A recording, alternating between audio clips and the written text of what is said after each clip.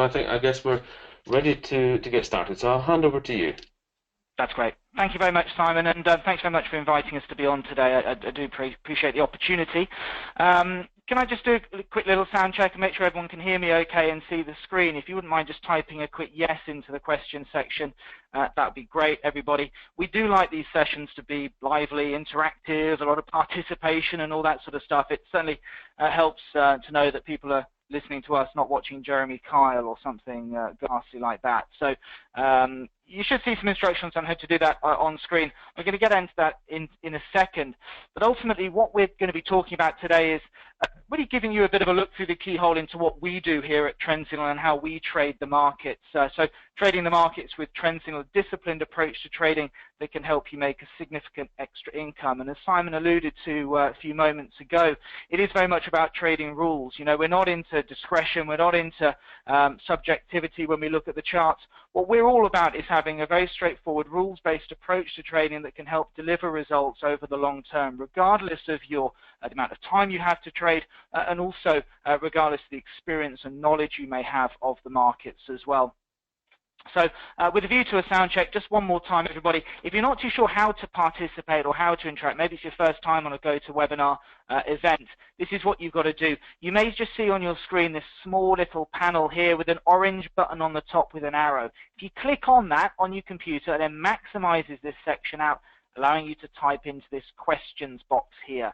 So if you wouldn't mind doing that, maybe typing your name or hi or something like that in that question section, as many of you as possible, that will be great. Yep, looking good, says Freddie, that's great, thank you, Garth, thank you, Ian, Jochen, I hope I pronounced that right, greetings, says Hugh, Steve, good, well, let's crack on, shall we?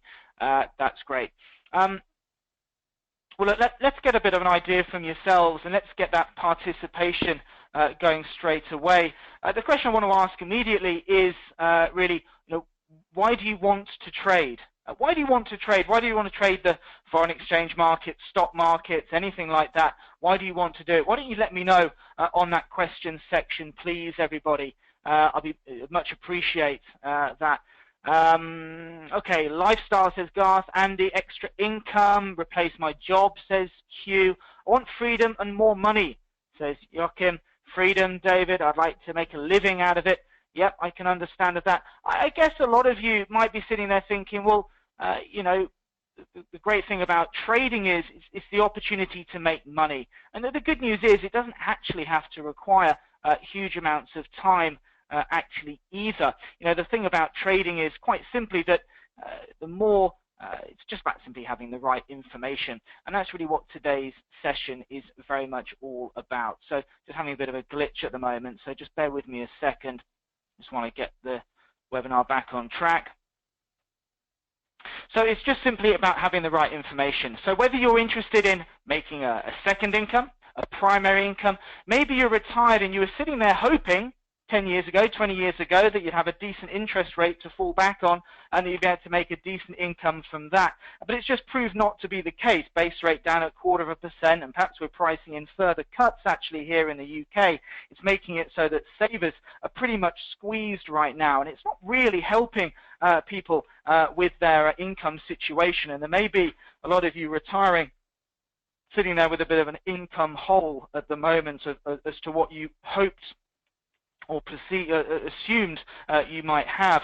The good thing about trading is it does give you all of those opportunities, whether it's full-time second income to supplement your retirement income. Maybe you simply just want to pay for a few holidays each year.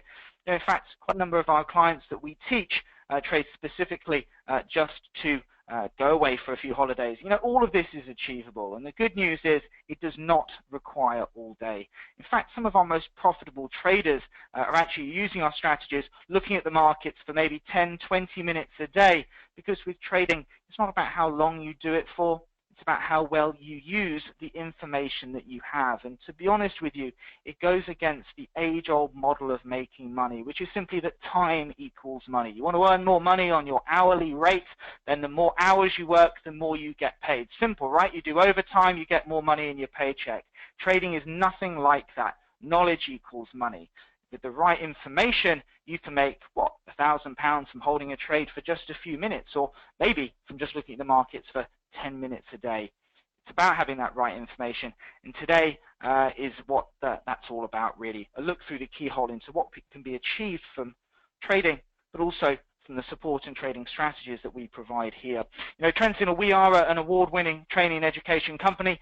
This year, we won the Best Trading Education Provider from ADVFN. So we'd like to think we know what we're doing, and we're pretty good at it, and we've been established since 2003. So we're quite old hands at teaching people to trade.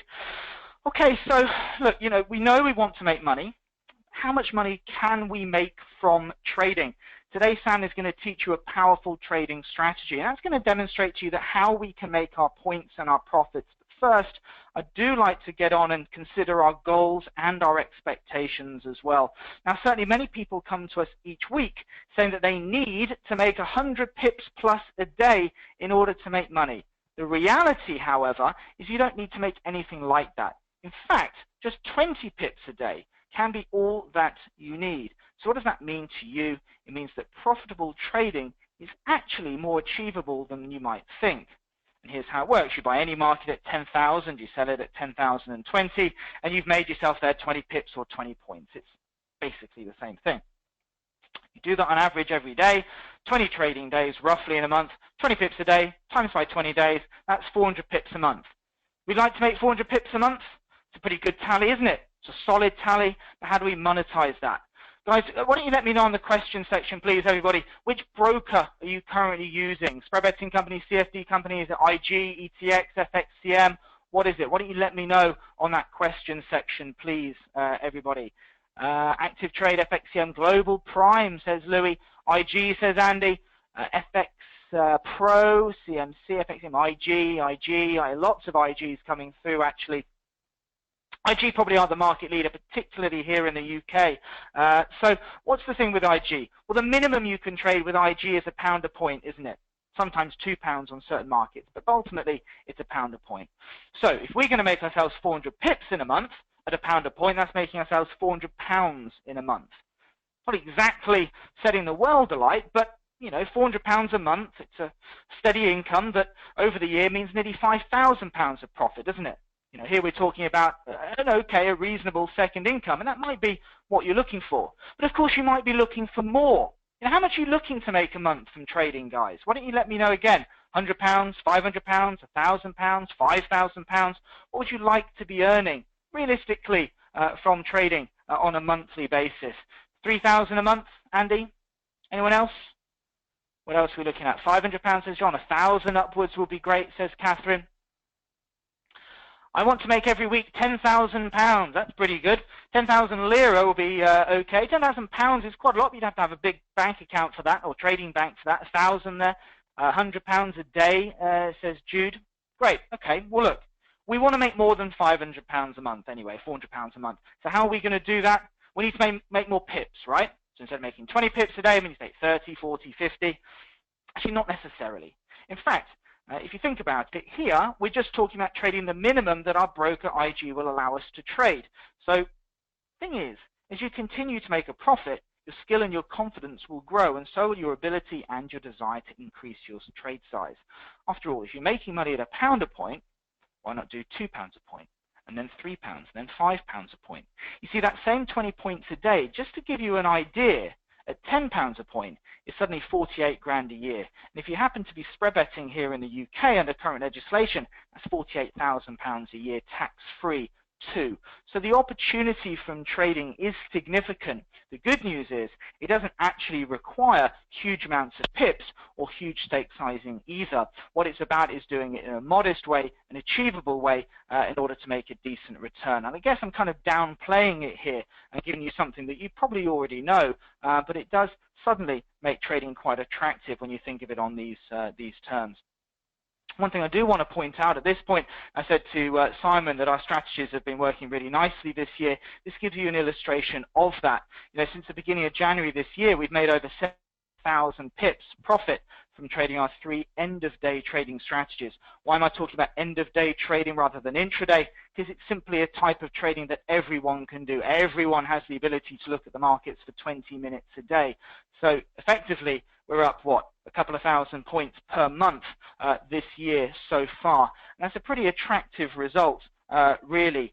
So we're blowing that 400-point tally out of the water just from 20 minutes a day. So when we're talking about return on capital, we're talking about return on time employed, it's actually pretty significant.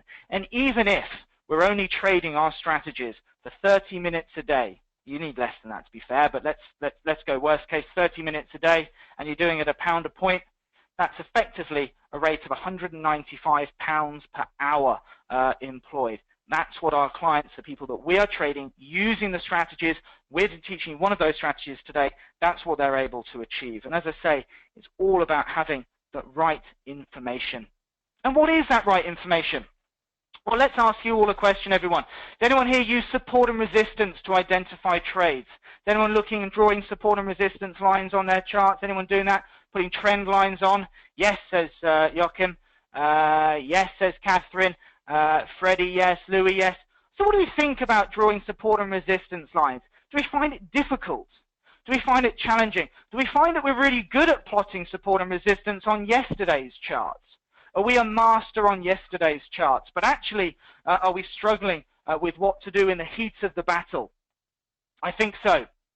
And I think that's fairly common. You take any chart like this, is a chart on sterling dollar, and this is kind of the problem that most traders have when we're using subjectivity. We're trying to work out where that actual support and resistance is. It creates problems because you start to second guess. You start to question your confidence in your ability to identify it. Because when you look back on yesterday, it's very easy because you've seen where the market has actually ended up going. In the heat of the battle, however, we put in some support and resistance lines like this, based on, little areas like here and here and here and here. But then, of course, we start to look into other things, don't we?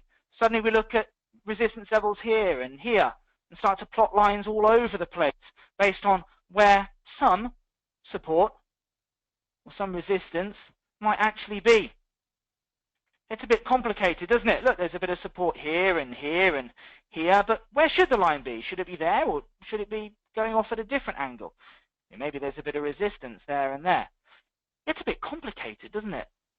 Do you think you could actually make a decent judgment based on a chart like this? Yes or no?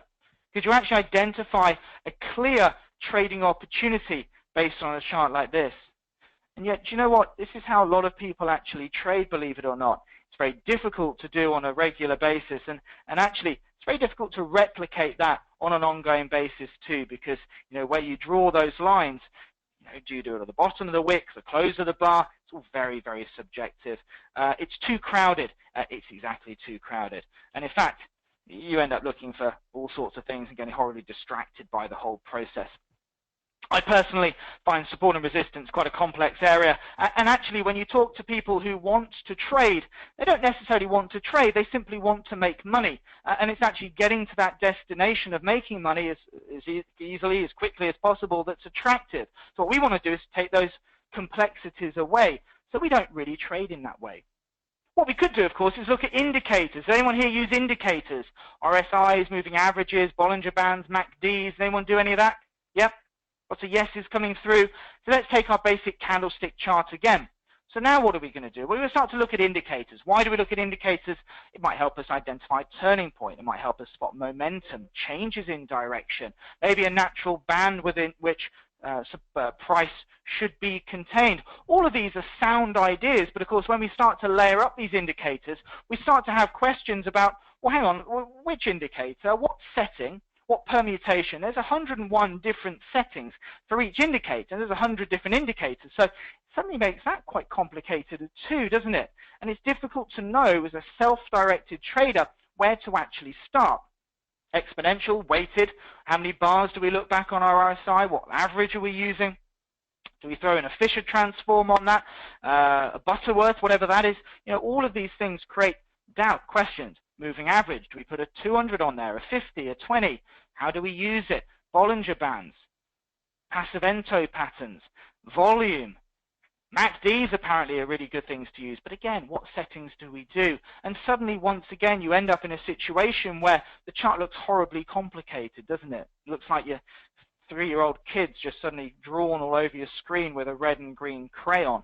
It looks pretty ghastly. Again, I ask you one more question. Do you think you could identify a clear trading opportunity from a chart like this? Yes or no? What do you think? Could you?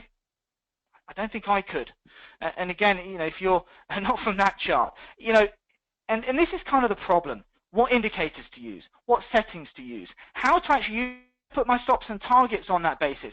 It ends up being very, very complicated. So you can see the problem for a self-directed trader is that all of this creates a bit of an issue. We've been teaching people to trade since 2003, and it's a long time learning exactly what helps people to get their best results. And we've known for some time that the real key for success, especially for individual traders, is simplicity. The simpler the strategy, the easier it is to follow. The indicators we use are all our own unique indicators. We've created them, we've been using them ourselves and teaching people to use them since 2003. The maths behind the indicators is extremely complex. But like driving a car, I don't really need to know about the engine and how that all works. I just need to know how to drive it, because the strategies we teach take those complexities away, allowing you to focus on exactly when to enter trades and how to exit them with maximum profit. Ultimately, teaching you how to use our proven and award-winning strategies rather than you having to develop strategies of your own, which frankly may never work. You can see on this chart that our indicators are color-coded and they're highly visual. You can see that big disc that we have on the chart. It's all about allowing you to identify those key turning points on the market as clearly and as quickly as possible.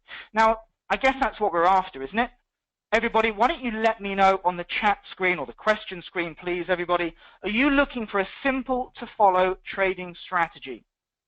One which identifies for you clearly when to get in and when to get out of trades, including where to put stops and targets. Yes or no in the question section, please. Surely, you're looking for a rules-based trading strategy which does not require discretion. So in other words, wouldn't it be great if you had a defined strategy where if the chart looks like X, we taught you the Y that you needed to do in order to maximize your profits? A perfect solution, whether new or experienced at trading or just previously getting mixed results there. Looking for structure and simplicity, says David. Absolutely.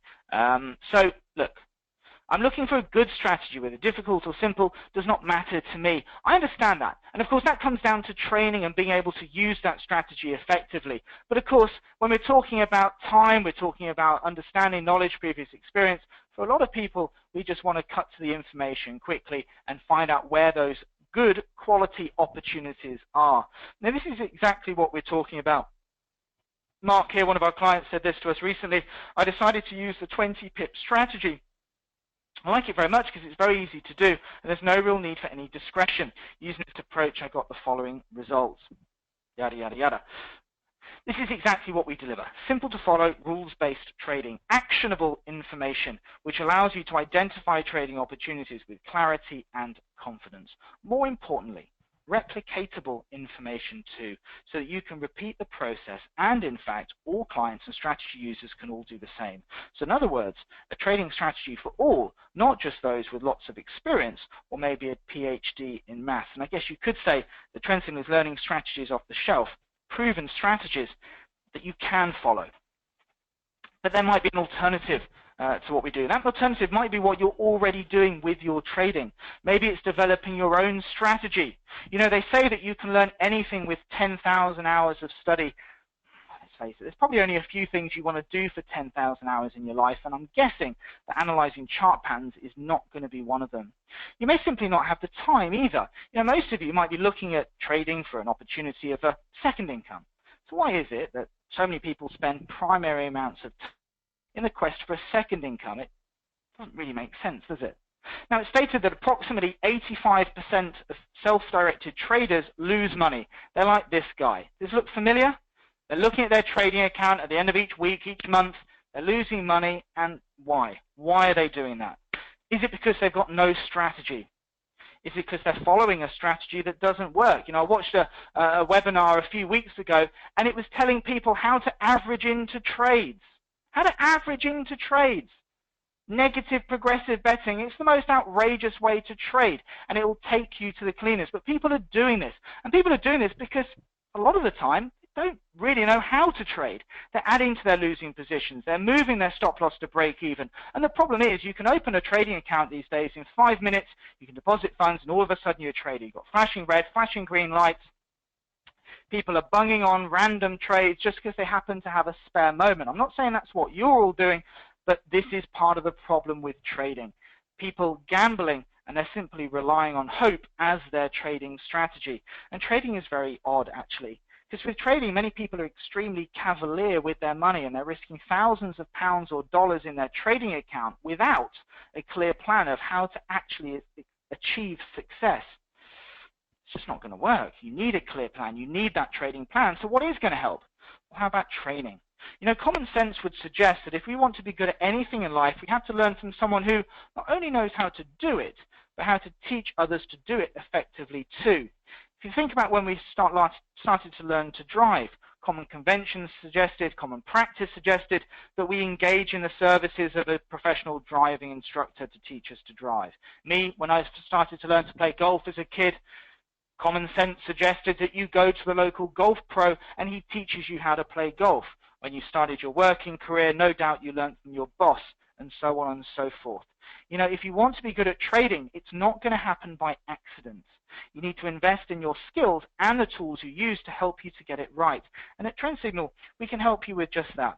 The right tools, training, mentoring to develop your skills and help you to use our trading strategies with application. After all, they're all rules-based and simple to follow. And Sam is going to be teaching you one of these strategies shortly. It's called our sniper strategy. It's highly visual, so it can be used by all regardless of your experience. And putting it simply, it's teaching you what you need to know so you can make money from trading. So being at today's session, I expect you might be at a little bit of a crossroads with your trading. Perhaps you're new to trading and you don't know where to start. Maybe you've been trading, but just not getting the results that you want.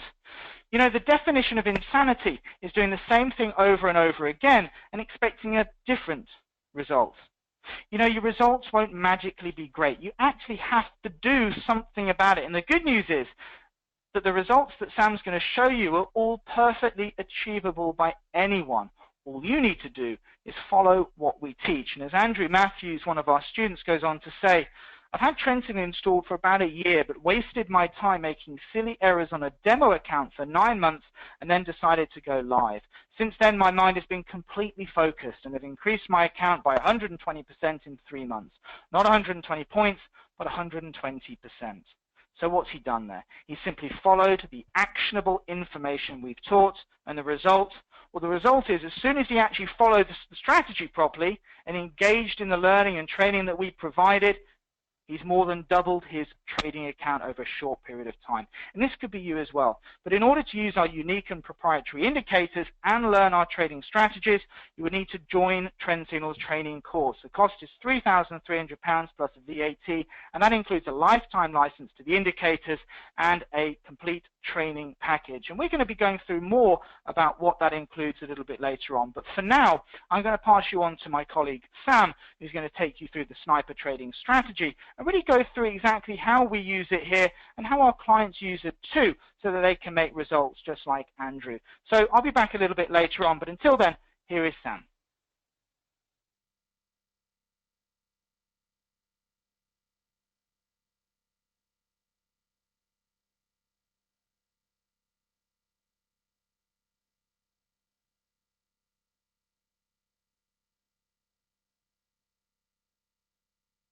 Hi there, and thank you, Adrian. As he correctly said, I'm Sam, and I'm part of the team here at Trend Signal. Can you just let me know on the questions panel the sound's coming through again? Okay, we've just changed the microphone over from Adrian to myself, so just let me know there on the questions panel. Quick, yes, yeah, brilliant. Thank you there, Joachim. So, what are we going to learn today? Well, hopefully what I'm going to do is really give you a look through the keyhole of what a Trend Signal client experiences on a day-to-day basis. I'm going to teach you how we identify trades using our sniper circle strategy. This will be Trend Signal Chapter 1, how we start our new students trading so they can earn profits while they're learning. I'll then go on to show you the 3 rules-based steps you need to follow in order to identify trades. I'll show you where we place our stop losses and targets, and more importantly, how we manage open trades in order to allow us to maximize profits with minimal time and effort. I then go on to discuss the support and training we provide our students with to get them on the winning path as soon as possible. Now, there's a fair few ladies and gents in here today, as I'm sure Simon's let you know, but I really want you to start thinking about how much time you can commit to your trading plan. Now, is it something you can look at once a day? Maybe you've got the luxury of looking at the markets all day, every day. Let me know on the questions panel how much time you've got to commit to this. Is it something you can look at all day, every day? Maybe you're somewhere in between. Let me know on the questions panel. Then you can start thinking about which strategy that we've got here is going to be most suitable for you, and ultimately is going to be most profitable for you given the time that you have. So Garth saying he's got all day, every day. Louis saying 2 to 4 hours a day. Freddie's got too much time. Oh, to be Freddie. Paul, all day, every day. David, time is no problem for me. Catherine, fairly frequently, but not all the time. And John's saying as long as you like. Well, good. We've got a very good mixture of people.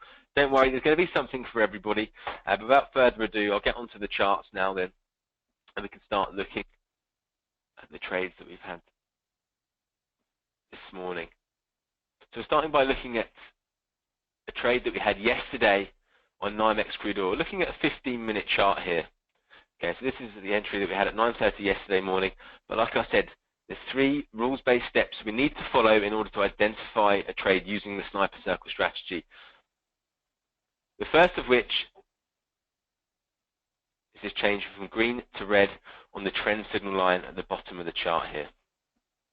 Now what this chart is showing us is we've got a scale on the right-hand side here. We've got 75 and 25. So really what we're looking for is either for the market to be overbought or oversold before we enter a trading opportunity. Now if you think about the market like an elastic band, if you take an elastic band between your 2 hands and stretch it out, it's going to do one of 2 things. Either it's going to snap completely, or you're going to let go and it's going to shrink back to its normal size, and the market's behave in a very similar way. So what we're looking for here is the market to be as overstretched as possible, so we're more likely to get a turning point, an opportunity to enter the market. So that's what we're looking for on this right-hand side of the scale. We need to be as low as 0 as possible or as high to 100 as possible to either get a buying opportunity or a selling opportunity. And that change from red to green starts to show there's a shift in momentum happening. We're starting to see that snapback take place. We're running out of sellers, more buyers starting to come into the market. Okay, is everyone with me on what we're looking for on step number 1? Quick yes or quick no. We'll move on to steps 2 and 3. This isn't enough to take a trade on its own, of course, but it's the first step in what we're looking for. Yeah, David, Freddie, thanks. Thanks, Garth, as well there. So that's step number 1. Now, the second criteria that we're looking for, and hopefully this is the most obvious to you on the chart, is this big yellow sniper circle. We're looking for the green circumference in this instance, because we're looking for a buying opportunity. We look for the opposite of that if we're looking for a selling opportunity, so yellow with a red. Later on in the presentation, you'll see some solid green snipers and some solid red snipers. They mean the same thing. So a solid red means the same as a yellow sniper circle with a red circumference. Okay. So what is that showing us? Well, it's showing us several things really. So if I just drag the market out a little bit further, what it's showing us is, first of all, the market has found resistance. Okay, so we can see this green perforated line here. We found the market finding support. We're starting to bounce from there. So that's one criteria it's looking for. It's also looking for the price to have pierced this envelope. Now we have the envelope, the bottom limit here, this green line. Looking for the price to have pierced that and then starting to pull back in a particular way. And so we've got some complex algorithms working behind the scenes to represent this information in a very simple format of a yellow circle. What we're looking for is the price to pull back in a particular pattern, and the market has found support. So it's starting to bounce from there. So it's starting to find that turning point. So you can start to see this indecision creeping in. Not quite sure if it's the bottom yet. We start to see that. We find this resistance, so a support line here, about 48.31. Okay. Is everyone really with me on what we're looking for in step number 2 there? So the sniper circle is really representing several criteria that have been met. Particular pullback pattern, it's found support, and it's pierced the price envelope. So really reinforcing how overbought or how oversold the market is.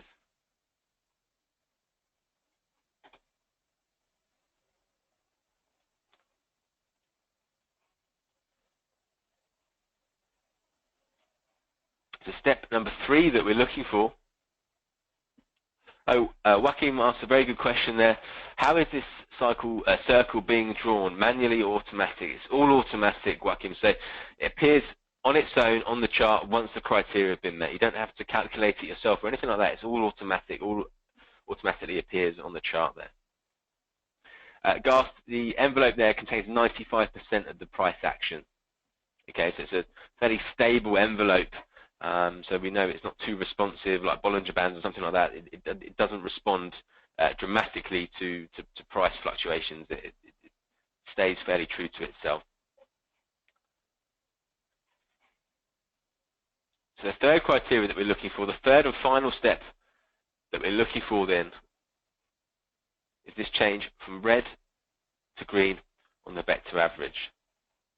Okay, so what we've got here is this latest segment of the vector average changing from red to green, and it all happens at the close of this candle here. So rather than jumping into the market whilst it's still undecided about which way it's going, what we're looking for is the average price to start moving in line with that new direction that we've identified. So if we look at the vector average line here, dissecting the candlesticks, we see it's in a downward trend, continues to be so, even though we start to fluctuate, and then all of a sudden we start to see that change from red to green, and now we know this is the opportune moment to enter the trade. Okay, so we know that this is now the time to enter the trade. This is the riding that crest of a wave, really, the getting in on that momentum once we've identified that turning opportunity. What we don't want to do is jump in too soon when the market's still undecided, and it gets stopped out prematurely. So at the close of this candlestick here,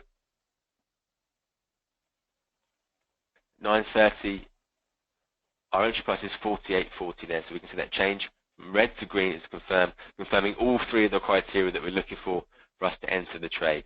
Is everyone with me there on what we're looking for on step number 3 as well? Let me know on the questions panel.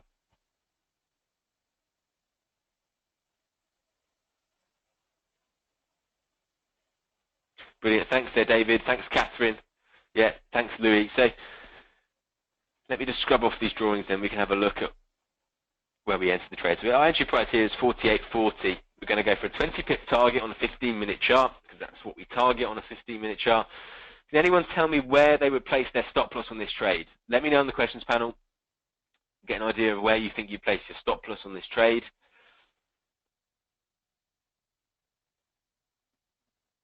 There's no prizes, unfortunately, for getting the correct answer. So Louis is saying 48 spot 3, and Garth saying below the lows. Garth, you put it in 1 there. Exactly, we place our stop loss just below the recent low. It's about 48.24 there. It's going to be our, yeah, Garth's got it in 1. So 48.24, place our stop loss just below that recent low. So here's our entry, 48.40. Let's see how this trade pans out. Okay, pulls back against us initially. It's important that we put our stop loss in below that recent low, then rallies. I know, that's not good, is it? We're offside. Again, it's important we have that set and forget mentality. You put your stop, you put your target in, and you walk away. How many of you would have been tempted to take that trade off once you start to see it go against you like that? You can be honest, it's okay. Instead, run that trade on, and then we surge through that take profit level by 11:30. So within 2 hours, we banked 20 pips profit, trading at £5 a point. We made 100 quid, £10 a point, which is the level that clients are building up to on the intraday time frames. You don't need me to tell you what you'd have made. So that's how we run the trend signal sniper circle strategy. We just look for the opposite of that if we're going short, if we're looking for selling opportunities. Now I can start to look at a few of the other opportunities that we've had just recently. Trade here on gold, again, selling opportunity, just looking for the reversal of what we saw earlier, changes from green to red on the chart, signaling a selling opportunity. So we had that at 7 o'clock this morning, 12.73. It's been down as low as 12.70, so moved over 30 pips there. So we banked 20 pips on gold, dollar CAD. Again, a buying opportunity overnight.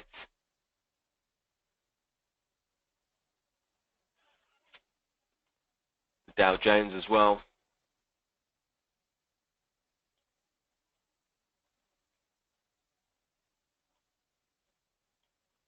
Entry yesterday, 11 a.m.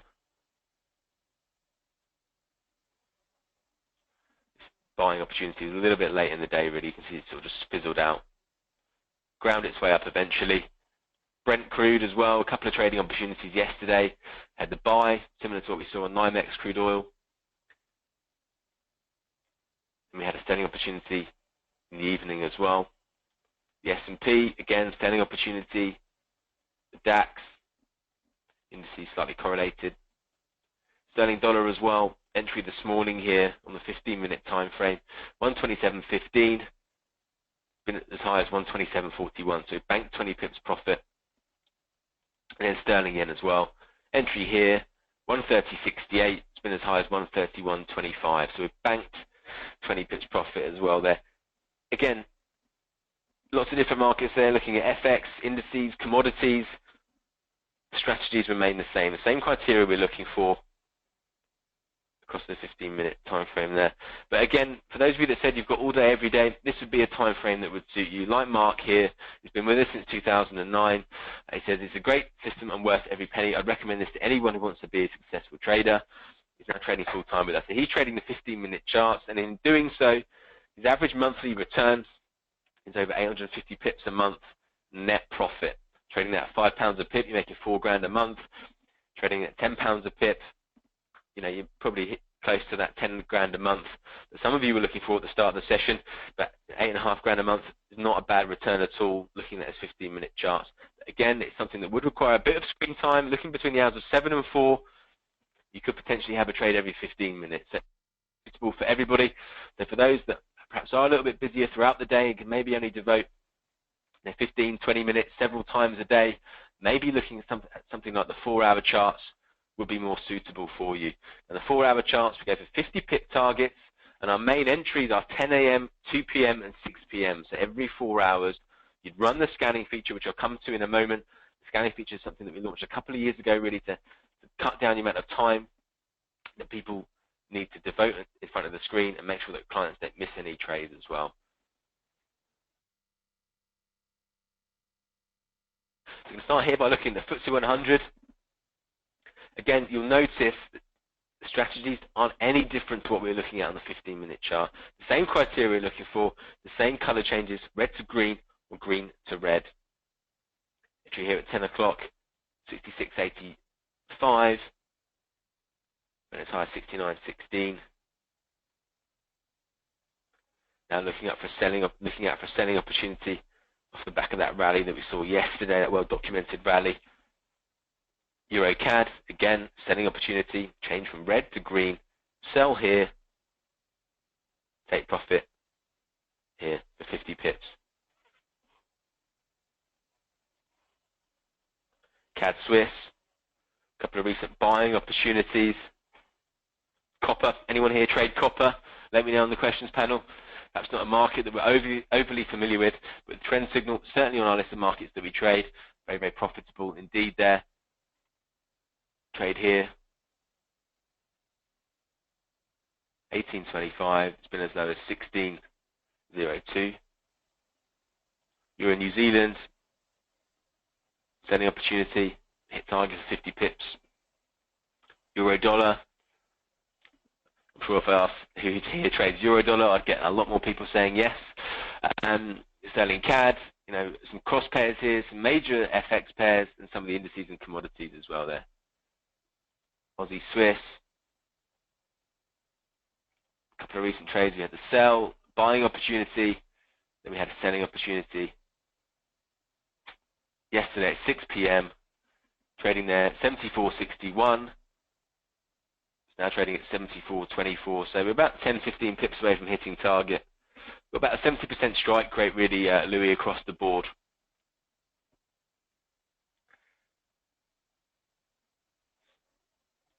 The Bund, buying opportunity here, selling opportunity as well at the end of September, which now hit target for 50 pips. For recent trading opportunities. And then sterling New Zealand as well. Again, trade yesterday, 6 p.m. Trading there, 76.68. It's been as high as 77.46. So again, we've banked 50 pips there. Yes, correct there, Louis. There's some really good trades across the board. And again, I'll come to the scanning feature in a moment. That's really going to help us to cut down the amount of time that we need to spend in front of the screen at 10 a.m., 2 p.m. and 6 p.m. So devoting 20 minutes at those time slots between January 2015, the close of play last month, across the 28 markets that we trade on this time frame, we're up over 15,000 pips. Okay, looking for those 50 pip targets. We're trading at a £3 a point, which is the level that most clients trade at on the 4-hour charts. We're up over £46,000 during that time.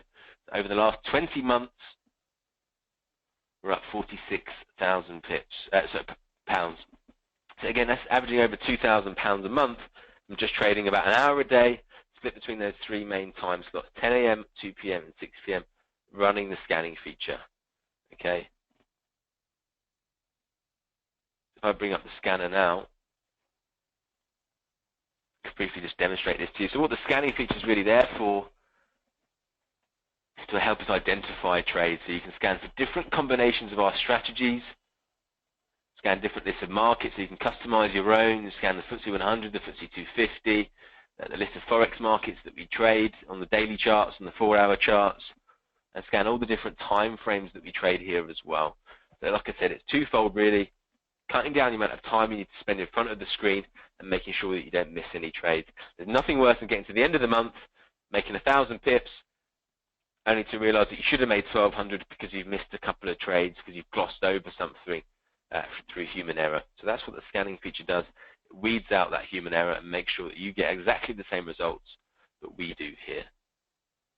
Really useful feature. We launched it just over 2 years ago. Really, I suppose, to help people that were trading shares. Obviously, if you're looking at the FTSE 100, you see all the components there on the left-hand side. There's a lot of markets to flick through each evening. You know, it might only take you half an hour, but who wants to be spending half an hour every day flicking through the market when you can do it in a click of a button in about 30 seconds? So that's what we designed the scanning feature for. It then spiraled from there, so we can use it for FX markets, the 15-minute charts, 4-hour charts, daily charts, whatever it is that you're trading. Really, really useful tool. It's certainly made life a lot easier for Sentinel clients here. But like I said, really designed to help clients that are trading shares. And we've got a few opportunities to show you here across the FTSE 100. So for those of you that are already trading shares, let me know on the questions panel. Is it something you're already trading? Maybe it's something you want to get into. Let me know. But starting by looking at Travis Perkins here, entry here at the start of September, we're looking for 2% targets on shares. Every share price is priced differently, so going for a fixed 20 pips or 50 pips is going to be inappropriate. Some shares are much larger or smaller than others.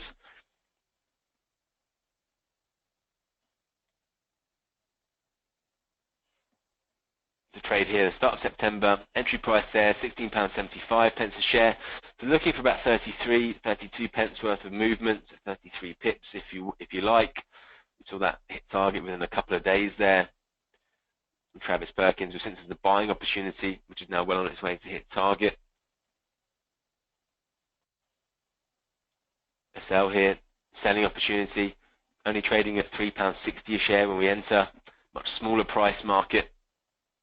Pearson's, trading here, £18 a share, target for 2%. Paddy Power Betfair, much larger share price, trading there at £96.65 a share when we entered. We're looking for close to 200 pence worth of movement, which we saw, been all the way down to £85 a share. So we've banked our 2% there. The trade here, trading at £30 a share when we entered, £29.88 a share. We took our 2% profit, we've then seen the market rally on. But we don't mind because we've already banked our profit. Next, Lloyd's. Hammerson, some household names there. I'm sure companies that we've all heard of. But again, what are the results? Trading the FTSE 100 shares, we've got an 80.5% success rate. Looking for those 2% targets. Within 2% of your account on each trade, we're up over 84% return on investments. That's taking a £10,000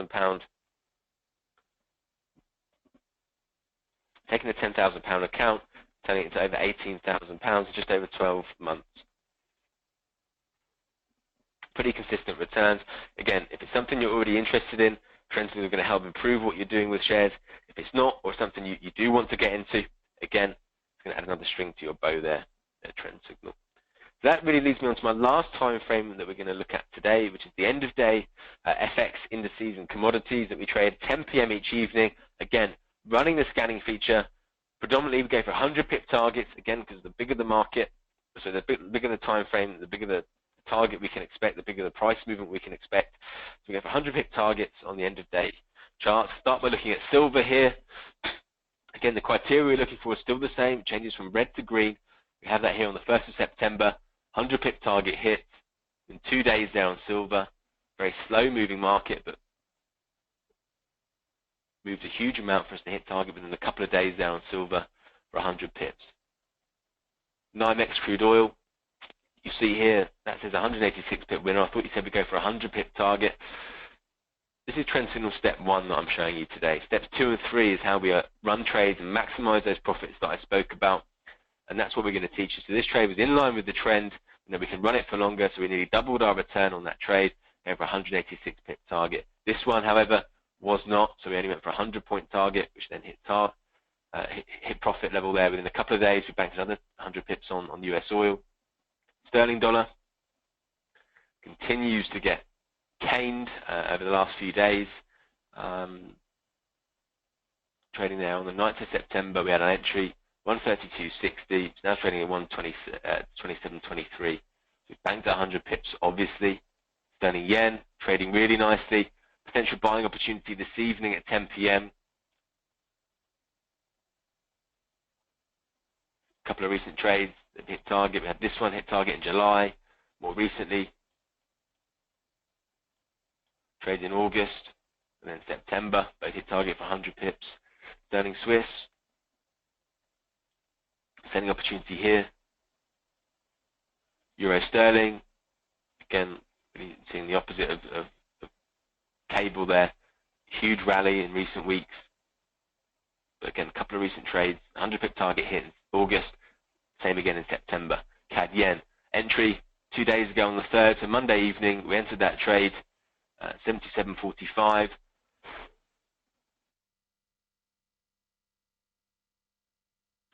Now trading at 78.05. So that's about 50 pips on CAD yen there on an open position.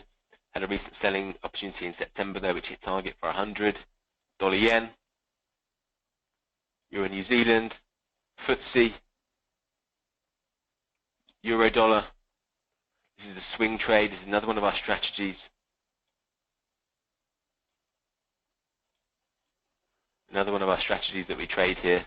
Again, it's something that we're going to teach you throughout the course of your time with us. Aussie New Zealand, recent trade, and from strength to strength. Against us on day one, important we've got that set and forget mentality. 103.25, now trading at 106.02, Euro Aussie, and CAD yen's in here twice for some reason. I'll blame Adrian for that. But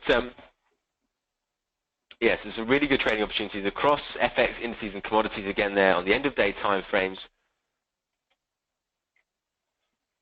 But what are the stats like? Overall, between January 2013, the close of play last month, of course there's 38 markets that we trade, we're up over 31,000 pips worth of profit. Okay, it's about 700 pips a month. It's not too bad, is it, going for those 100 pip targets? It's okay, it's scalable, it beats that 400 points a month that Adrian was talking about at the start of the session. But we want to improve that. So if we're trading at £3 a pip, we've made 90 grand in the last 3 years. It's pretty good, isn't it? It's not bad at all. Hands up here if you can follow those trades at 10 p.m. each evening, running the scan and entering the trading opportunities. Let me know on the questions panel, is that something that you could follow each day? Because if it is, we can beat that. We can take that 30,000 pips, we can add another 14,000 pips worth of profit just by following the monthly trend. So we're running trades for slightly longer in certain instances, like we saw there on NYMEX crude oil. You can really vastly improve your results. The same amount of time, the same amount of markets, and the same amount of trades. We're not placing loads more trades, we're just being more efficient with what we're doing. But following the monthly trend in certain instances, we know that we can run those trades for longer and improve our profits. Okay, so now we're trading at £3 a pip. And made the best part of 130 grand. 132 grand in the last 3 years.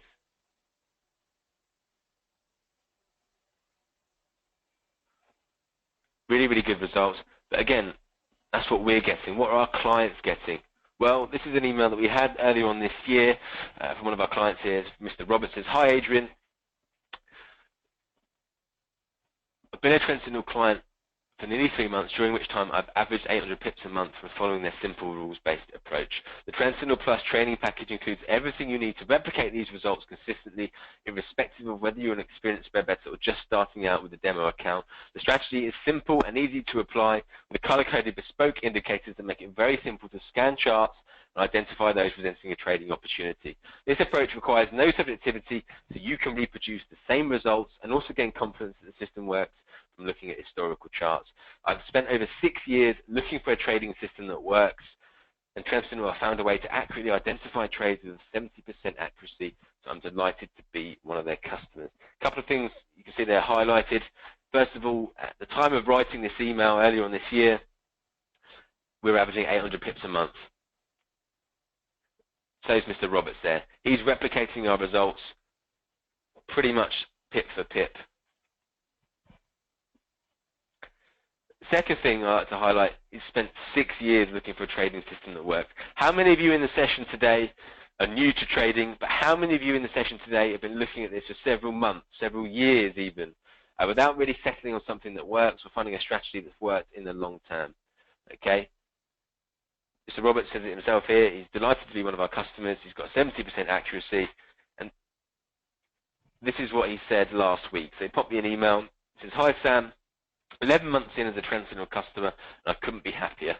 I've averaged over 1,000 pips a month for the last 4 months now from simple end-of-day trading techniques that only take 20 minutes in the evening. This is fast-moving from an income supplement to potentially a main source of income and being my own boss. He's just trading the end-of-day charts. You're not spending all day in front of the screen.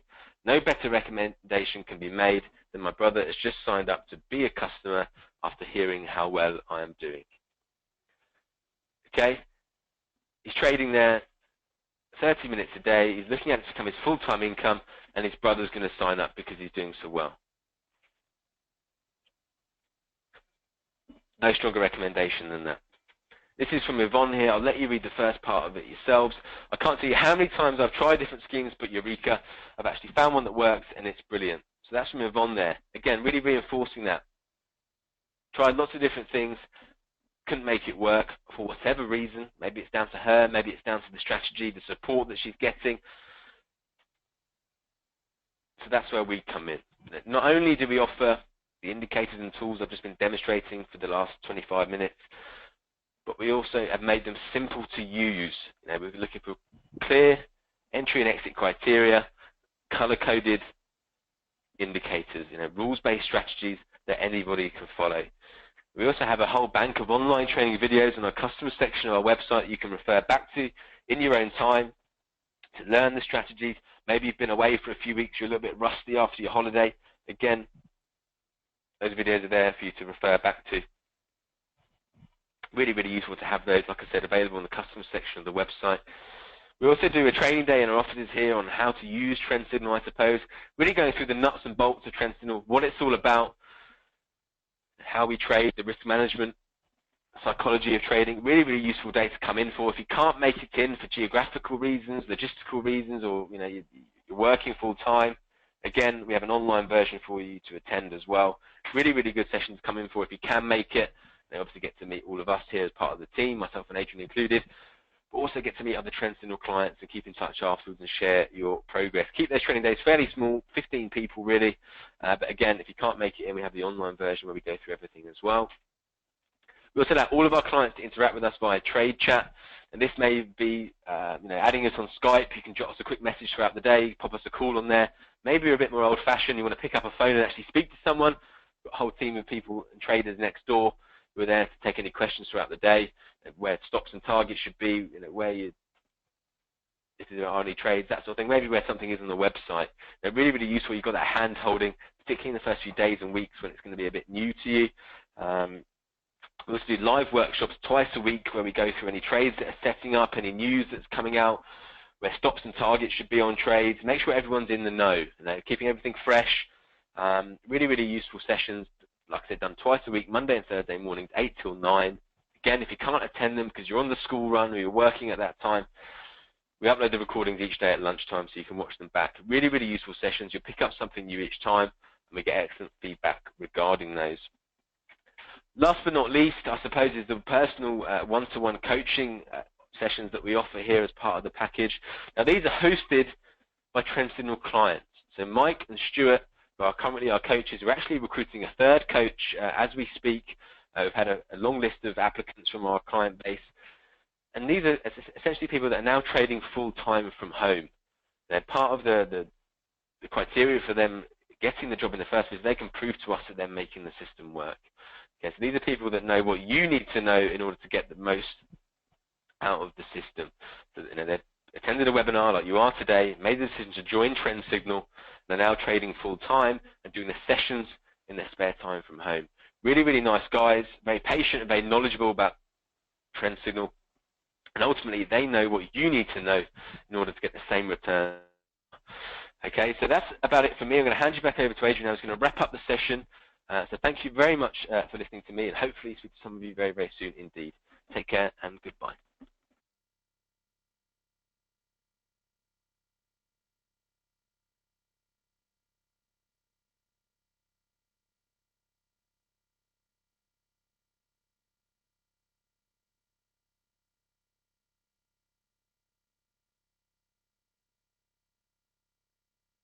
Right, thanks a lot, Sam. This is Adrian back here. Sorry, just when you thought you'd got rid of me, I come back again. But hopefully all is okay, and you can hear me all right? Yes, no, can you hear me? Testing, testing. Good. Hello. Hello, Louis. Wonderful. Right. Okay, so Sam's gone through the strategy, gone through the results, talked about some of the support and training that we provide to help people get the results that we do here as well. And, of course, you got to see Mr. Roberts' testimonial and so on. But what I kind of want to get an idea about at this point is, now that Sam's left the room, what do we think about that all so far? Does it make sense? Is it interesting? Could you see yourself using the strategies? Are you curious to know a bit more? Why don't you let me know in the question section there, please, everybody. So like it, love it, interested, curious, whatever it may be. A little straw poll at this point would be quite interesting for me to say. This is a live session, so we do like as much participation really as possible there. Jonathan says, love it, that's great. Richard, yeah, interested. Okay. Okay, Louis, visited your site, and briefly I could understand exactly how your service is structured. Exactly. We do like to keep things nice and straightforward. Catherine, sounds logical, which is great. It is logical, actually. And, this is the whole point about the way in which we design the strategies is with the end user in mind. We're all human beings. We all succumb to those emotions. So try and do is try and remove those emotions and those obstacles, those human obstacles, as much as we can, i.e. time, fear, greed perhaps, duration of trades. We don't necessarily want to be in trades forever and a day because it just helps us become more fearful and so on. So everything we do is with the human in mind to help everybody be able to use those strategies and use those strategies effectively. And I guess it becomes quite clear when you see a testimonial like this that Lisa sent to me fairly recently. She says here, I just wanted to write a few words about Trend Signal. When you buy Trend Signal, the real value isn't just in the tool set, but in the training and support that the company provides. And I feel that this is vital for you to be successful as a trader. Last month I've made over 1,900 pips, and my last 26 trades have all closed positive. This is through following the trading strategy provided, as well as the information provided in the twice-weekly workshops. I didn't have any previous trading experience, and without the tool set and ongoing support and training, I doubt that I'd have had the success that I have. And I guess one of the things I like to do is kind of break down the testimonials and really trying to figure out what the client's really saying. And you know what Lisa's saying here is that she was brand new to trading. She's never traded before, but she thought to herself, right, if I'm going to do this, I need to do it properly. So what am I going to do? So I'm going to adopt a rules-based strategy. I'm going to engage in the learning, I'm going to engage in the training, and there she is making 1,900 pips in a month. And you know, 26 trades winners on the bounce. How could a brand new trader do that, you know, without a rules-based trading strategy? And this is what we're talking about here. And it may be that some of you want to do it a bit more, I suppose. You know, some people want to be a bit part-time. Lisa's doing it end of day. She'd perhaps like to do it a bit more religiously, if that's even the right term. Caroline here, she's now a full-time trader. Using our trend signal strategies. So, you know, she's adopted into the process more. She's now her full-time source of income, averaging 20 to 50 pips a day, depending on the time frames and the markets there, of course, now trading full-time from home. And this is, I guess, really what opportunity there is. You know, if you have the desire, if that's what you want to be. I guess the point I'd make at this stage, however, is, do you have to work full-time in order to make, or trade full-time in order to make a full-time income? No, I don't think you do, really. You know, trading at £1 a point, we saw what we've done this year. We're up £17,000 at £1 a point, so tax-free as well. And that's even at the minimum that a lot of our brokers will allow us to trade. So the opportunities from this are pretty attractive there. And as Chris says here, having experimented with a number of trading systems with mixed and inconsistent results, I was somewhat skeptical while adopting the Trend Signal Plus product. However, the adage of getting what you pay for certainly applies in this case too. As I approach the anniversary of trading with this system, I've been pulling in around 1,000 pips a month, and I'm now up over 9,000 pips, which I think is a fantastic result considering the little time required. Now that Trend Signal Plus has paid for itself, perhaps in another year I'll be able to give up the 9 till 5. That may or may not be your goal, but I'm pretty sure making 1,000 pips or 9,000 pips over a 9-10 month period probably is a goal that you might have, actually. Okay, so look, I guess if you like what we've shown you so far, you know, Sam's been through the strategies, we've talked about the support, we've talked about how it is and why it is that we operate. You know, the questions you do need to ask yourself really are these. Do you want to make an additional income? You know, no one is going to make it for you. You've got to make a change now to your trading strategy and realize the opportunity that is here, not just from trading itself, but also from the simple to use strategies provided here by Trend Signal. Number 2, do you have the ability to learn simple rules? You know, we've already shown you the rules-based strategy for identifying sniper trades. You know, we learned this in about 5 minutes, didn't we? So we know that you can do this. And the other strategies we teach are equally straightforward, looking for 3 factors on the chart to identify those opportunities. Again, all color-coded. Number 3, do you have a minimum of 20 minutes a day? It's all you need if you're just going to simply start with, or even stay with, those daily charts. So if you have those, do you want to make additional income? Do you have the ability to learn simple rules? And do you have a minimum of 20 minutes a day? If you can tick all of these, then Trend Signal may well be the right solution for you. As I mentioned before I hand it over to Sam, the cost of the Trend Signal Plus training course is £3,300 plus VAT, and that includes a lifetime license to the Trend Signal indicators and enrollment into our 6-month training program. And this can be delivered no matter where you are in the world. I'll also add that in November 2012, we launched our money-back guarantee, and I think we're the only trader training company that offers training and education courses in the UK that actually offers a money-back guarantee. So why do we do it? We do it because our results stack up, and we realize that the feedback we received from our clients was great. So we thought, well, why not? Why don't we do it? And this is how it works. So in summary, if you join Trend Signal and decide within the first 2 weeks that Trend Signal is not for you, for whatever reason, simply get in touch. We will deactivate your license and return your funds. You can then go off and learn to trade whichever way you might like, and we can then concentrate our efforts on those that really want to learn properly. All that we ask is that you give it a go. You attend the workshops or watch the recordings. You show us 5 trades on a demo or live account in keeping with our methodologies. And if you don't like the cut of our jib, submit your request within 14 days, and then we will go our separate ways. It's as simple as that. So everybody, here's the thing.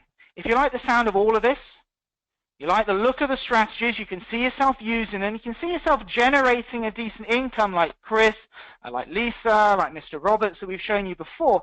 Perhaps you've got some questions, you want to have a bit more information about trend signal. You really want to get to know if trend signal is going to be the right solution for what you have in mind with your trading, then why don't you have a chat with us?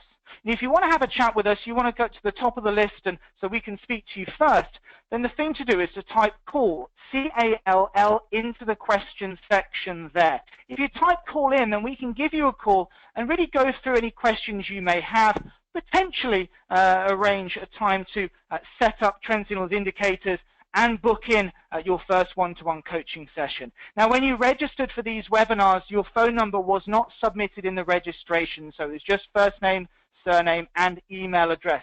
If you would like a call, you want us to speak to you about what we're doing here and whether it's going to be right for you, please can you pop in a phone number as well and maybe a time that we could give you a call also. So Garth, Jonathan, Louis, Robert, could you pop in some phone numbers there, please, as well, maybe a mobile number and a time. So, for example, call, mobile number, 10 a.m. tomorrow, whatever it may be. If you could pop that into the question section there, that would be much appreciated. So remember, the question section on the right-hand side of the GoToWebinar control panel, you can type into this section here where I've just typed in call. So Garth will give you a call this afternoon at around about 3 o'clock. That's no problem at all. Thank you very much for that.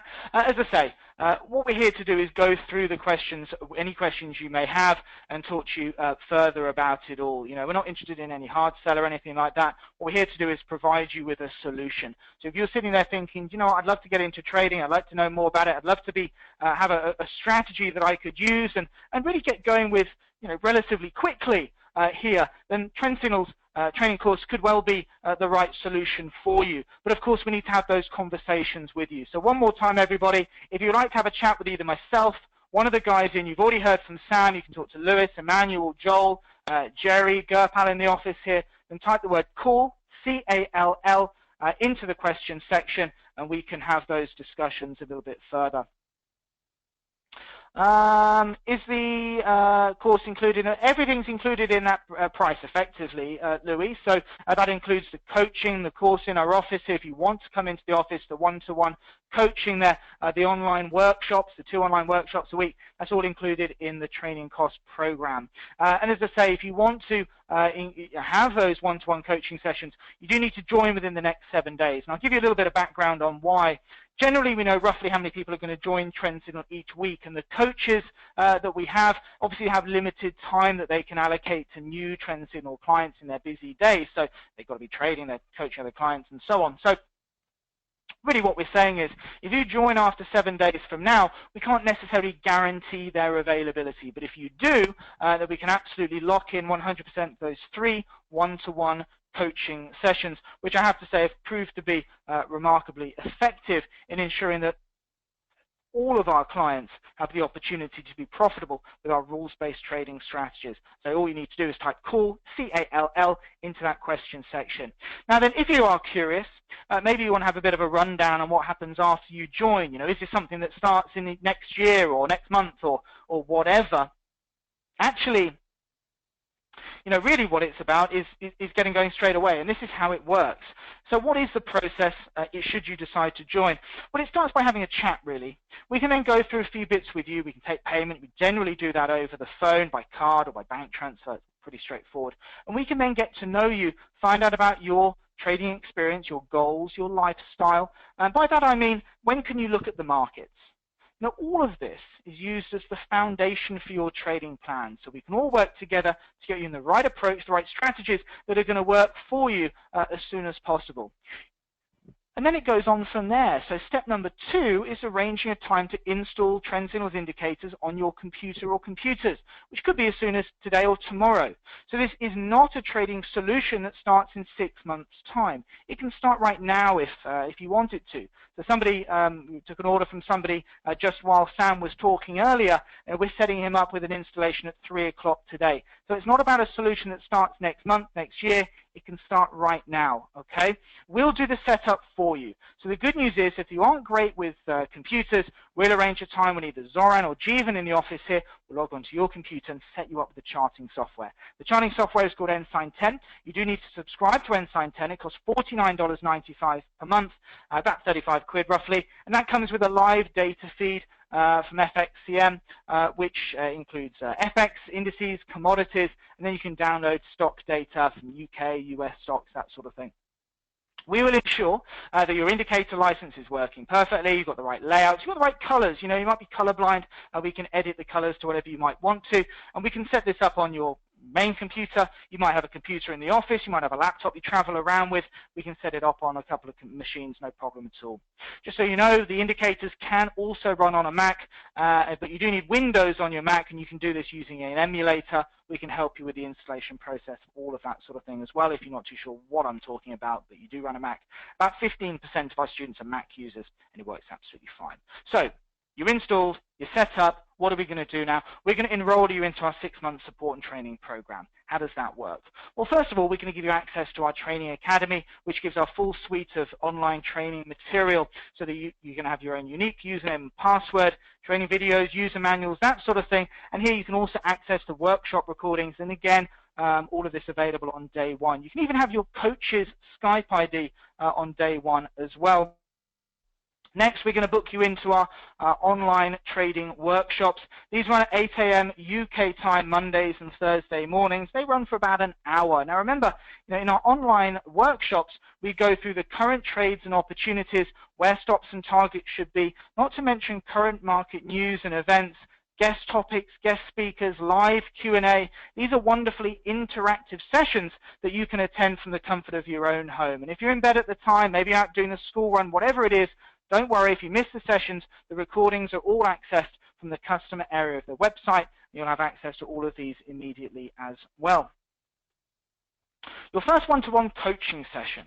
This is going to be arranged at a mutually convenient time, usually 3 or 4 days after setup. And this gives you a few days to play with the indicators, you know, build up a few questions, build up a bit of screen time and understanding, maybe looking at a few of the home trading videos.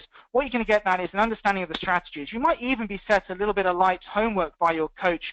Nothing too strenuous, but just to maybe spot opportunities from your understanding of the home study material, just as that basis for that first one-to-one sessions. And the next sessions are going to go on from there, and they're usually served up over the first month to 6 weeks. And just so you know, a recent client poll rated the one-to-one coaching the score of 9.6 out of 10. It's all done remotely, online, so you don't have to come into our office 3 times for that. It's all done nice and straightforward using the internet. Effectively, what we're talking about here is a steady stream of learning and training delivered over a period of 6 months that has proved to become extremely effective, and far better, you'd have to agree, than any intensive 2-day course that some companies offer, where A, they don't have a money-back guarantee, and B, you forget most of the information on the journey home. That's not going to be helpful for you. What we have is something that's different, delivered over time, that's proved to work really, really well, as you can see from the trading testimonials that we've been showing. As far as the training day is concerned, you don't have to come to one of these, but a lot of our clients like to learn in a classroom environment. So if that's what you'd be interested in doing, the next training events we have at the end of this month, you'll be able to come in for a full day, and we effectively teach you what you need to know. It's not about chart patterns or candlestick patterns. We teach you when to get in, when to get out, the right information you need so you can use these strategies correctly. And I say all the videos are in any case are available for the training day material on an on-demand format too.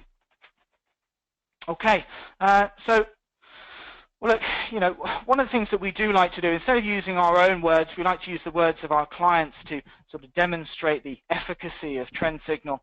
And as Christian says here, trend signal has really turned my trading around. I've been trading for 3 years, mostly Forex. In that time, I've blown up 2 accounts and lost several £1,000s. I've read 27 books, tried to produce my own strategy, but was ultimately lacking discipline.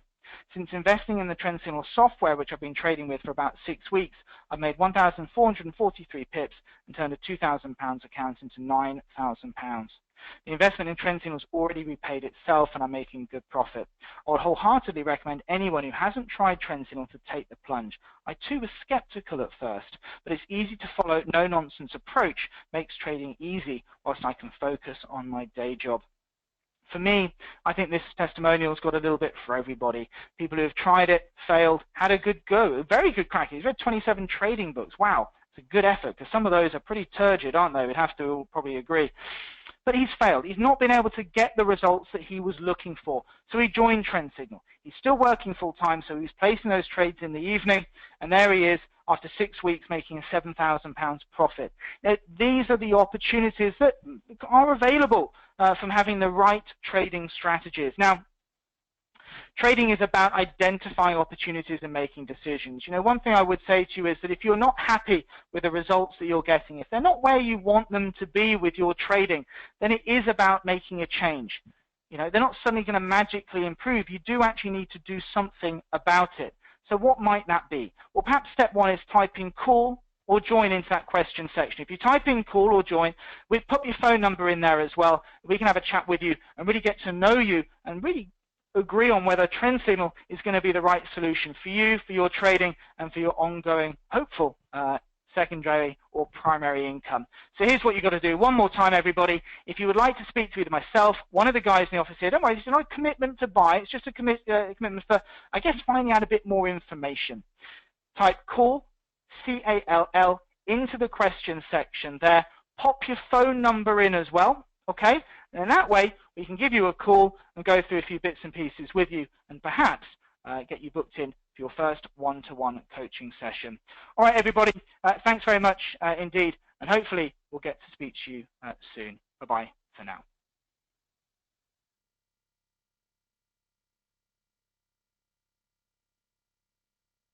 Okay, well, thank you very much, Adrian and Sam from Trend Signal. And again, if you want to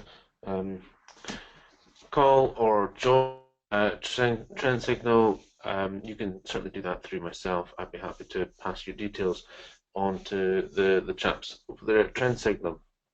So that takes us up to about 12:15, and we are going to take a break for just over half an hour, and we'll be back just before 1 o'clock in preparation for Steve Ruffley to come and give us a market update at 1 p.m. today. So in the meantime, thank you very much for joining us for the morning session, and we look forward to seeing you again in just over half an hour's time. Thank you.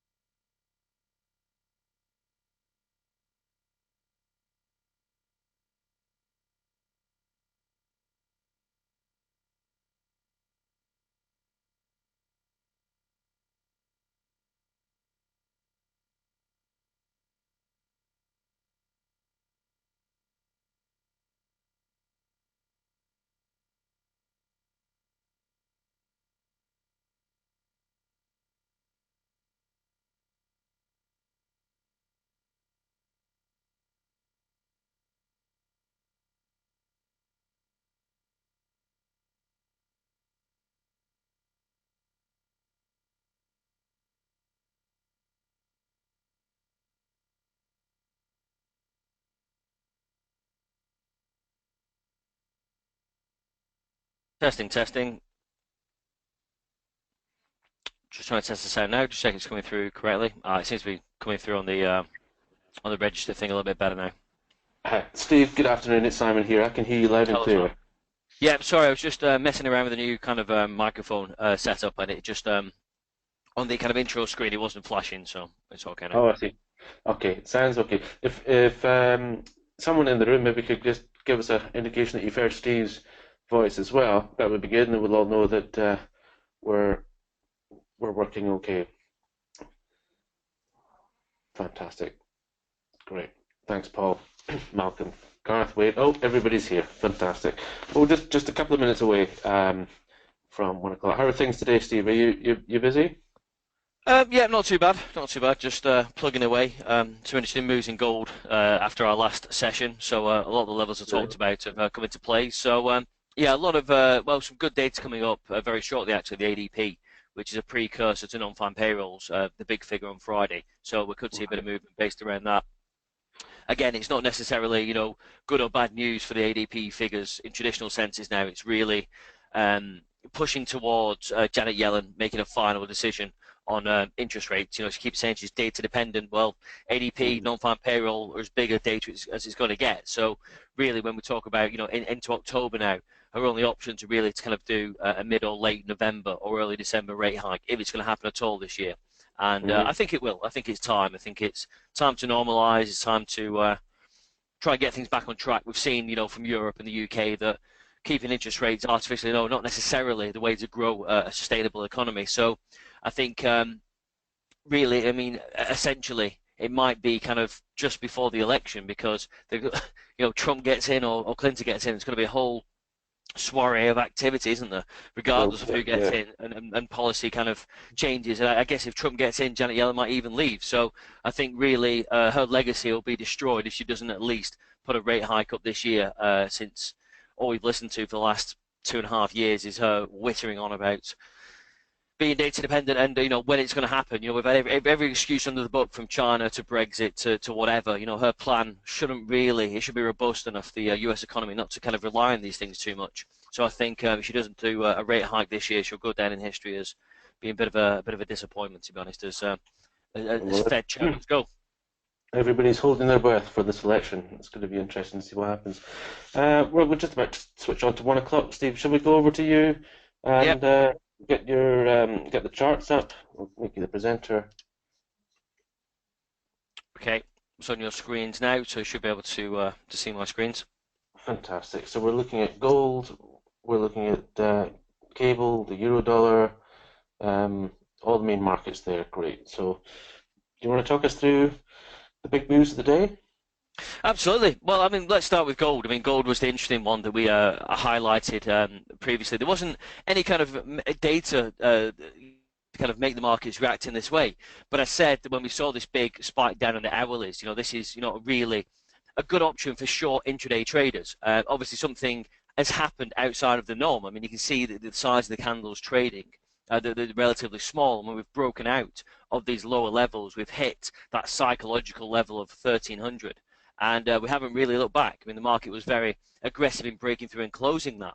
And that's a good indication of either a big liquidation, a big trade being placed. It's almost impossible to say with technical moves what has caused it.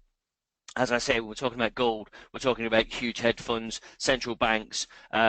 It's a store of wealth. So if people are getting out of long positions, then they're going to be selling the market very aggressively. And it was quite interesting. Again, all my levels were already there for everybody to see. And I said that this level down here, if it broke the 1300 psychological level, would be something to aim for. And 1-284. And when we did, look how the market really stopped, thought about it, maybe a tiny bit of profit taking, and the continuation happened. So realistically, from this point, if gold was going to come back with it, get above that 1-284, which probably won't be a million miles away from a key fib level. So if we say the start of the sell-off started here, then you'd expect. Go on, sorry, Simon. Sorry, just a couple of guys after the time frames. Are these hourlies? Everything's hourlies for now, yeah. Hourlies, yeah. There we are. Thank you. So when we get these big hourlies, I'll go into the smaller time frames and you can see how these hourlies are built. But an hourly really gives you a good indication of what intraday trading, momentum, direction, volume, where it's coming from. The hourlies are the best for building trade ideas. Probably not the best for entry. I would say 15 minutes or 5 minutes are probably better for entry. But for getting an overall picture of what's happened in a day and the continuation reversals, your hourlies are pretty solid for me. So again, the 50% is back up here, which is above. It's in between the kind of 38.2 and the 50 this weekly level. But you'd expect if the market was going to erase this selling inertia that's come in, then it probably would have done it by now. It had gone above the 28.3 and then headed towards these upper levels. So realistically, in this scenario, the rules of Fibonacci state that a new low should be at least made probably in this session today and maybe after the ADP. So going back, we drew in this trend line, which I'll bring up in a second from the weeklies, and we've got another key level then at 1,250. So realistically, if we see a strong ADP, which is a good figure, which could lead Janet Yellen to putting up interest rates, which means cash is more attractive in the short term, dollar should go up, gold then will come down. So this could be a precursor to a strong ADP and a strong non-farm payroll, all basically being net negative for gold. So this might be people taking a big short position prior to a positive ADP and a positive non-farm payrolls on Friday. So again, if that is a technical move, then it will continue. You'll see gold break 1,253, 1,250, and if it's a strong enough figure and Janet Yellen comes out and says, yeah, we're going to move on rates, you could see gold hitting 1,226 very, very quickly. And gold, when it moves, as you can see, it moves. So to have a move of 400 ticks in a day is easy for gold. So when you start hitting the round numbers and you say gold could drop $10, $15, $20 in a couple of days, we've seen it's the same with all commodities. Look at the movement in oil. When it goes, it's very, very directional. So when people on the wrong side, because gold is expensive to trade, just by the spread cost. When people are wrong, they have to get out of positions. So if the market does move very, very quickly in a short space of time, then it will continue these moves because people won't be able to hold their stops. So as I say, going back to the kind of weekly and monthly trend lines, this is a key kind of crossover point. I mean, you don't have to make your charts overly complicated. As I've said, I mean, this looks messy, but essentially the 50% move from the high to the low is around about 1,300. So if we hold below that 1,300 and break this trend line here, then technically, we have to push down to these lower levels. And I can easily, no matter if Trump gets in, if the Brexit seems to be, short-term negative, I still don't think that that gold has any reason to be up at these high levels. I just don't. I think all the major commodity hedge funds, after gold broke through, 1,500, 1,400, really kind of got out and went into something else. So you don't see cash for gold on the TV anymore. You don't see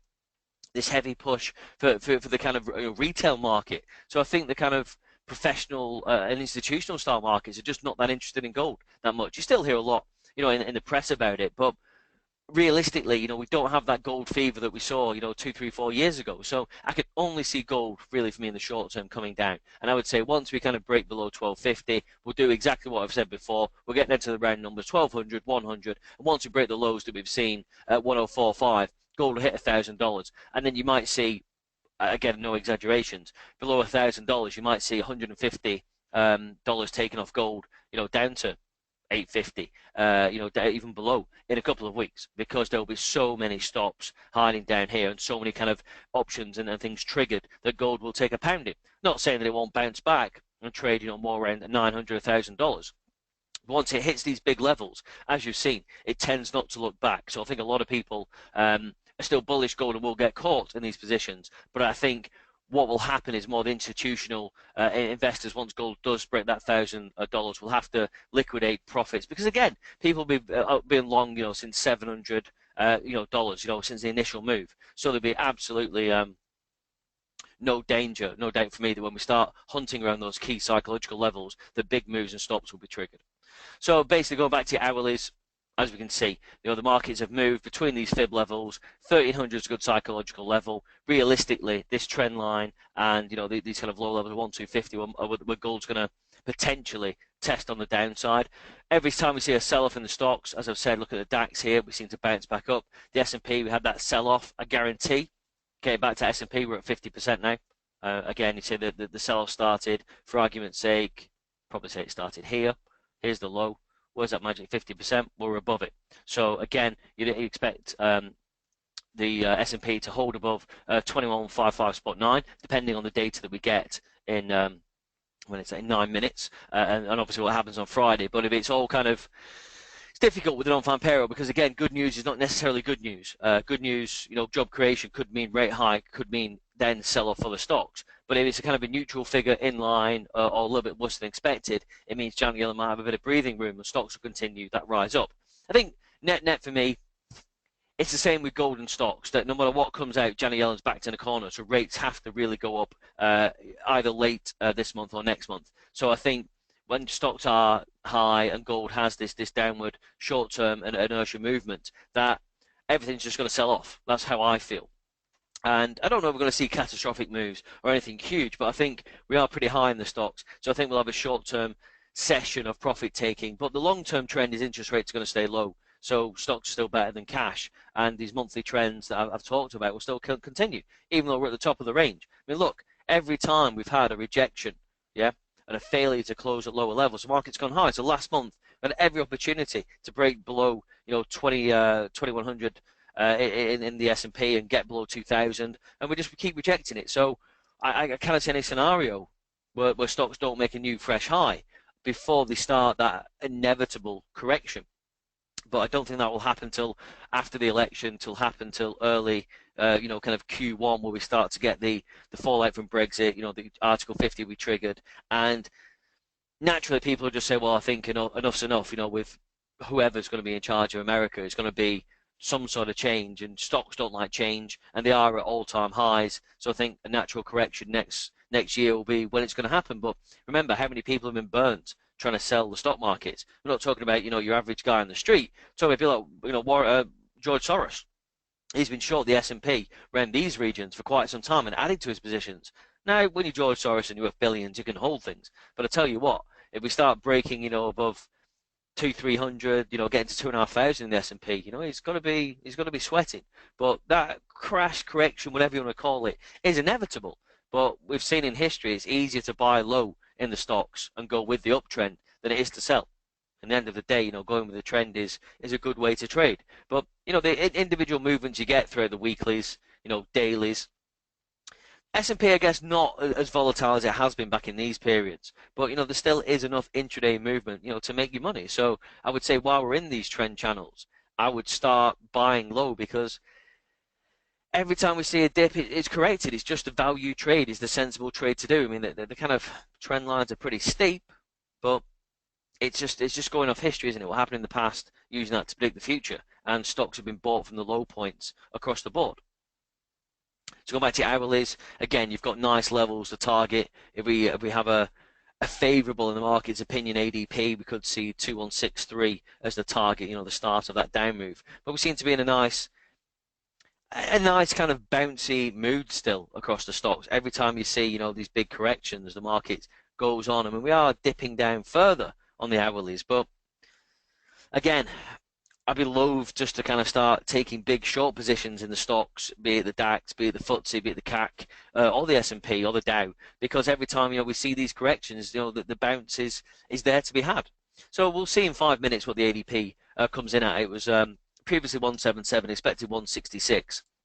Not a million miles away from what the NFP is expected on Friday. I think we're around about, was it 172, more kind of like 160 I was looking at for my kind of predictions, but they kind of all seem to be in line. So again, let's see what the ADP kind of comes out in the next kind of 5 minutes and see what that does to the markets. Again, it might give us a good indication of what people are thinking pre-non-farm payroll, which is a much more significant figure.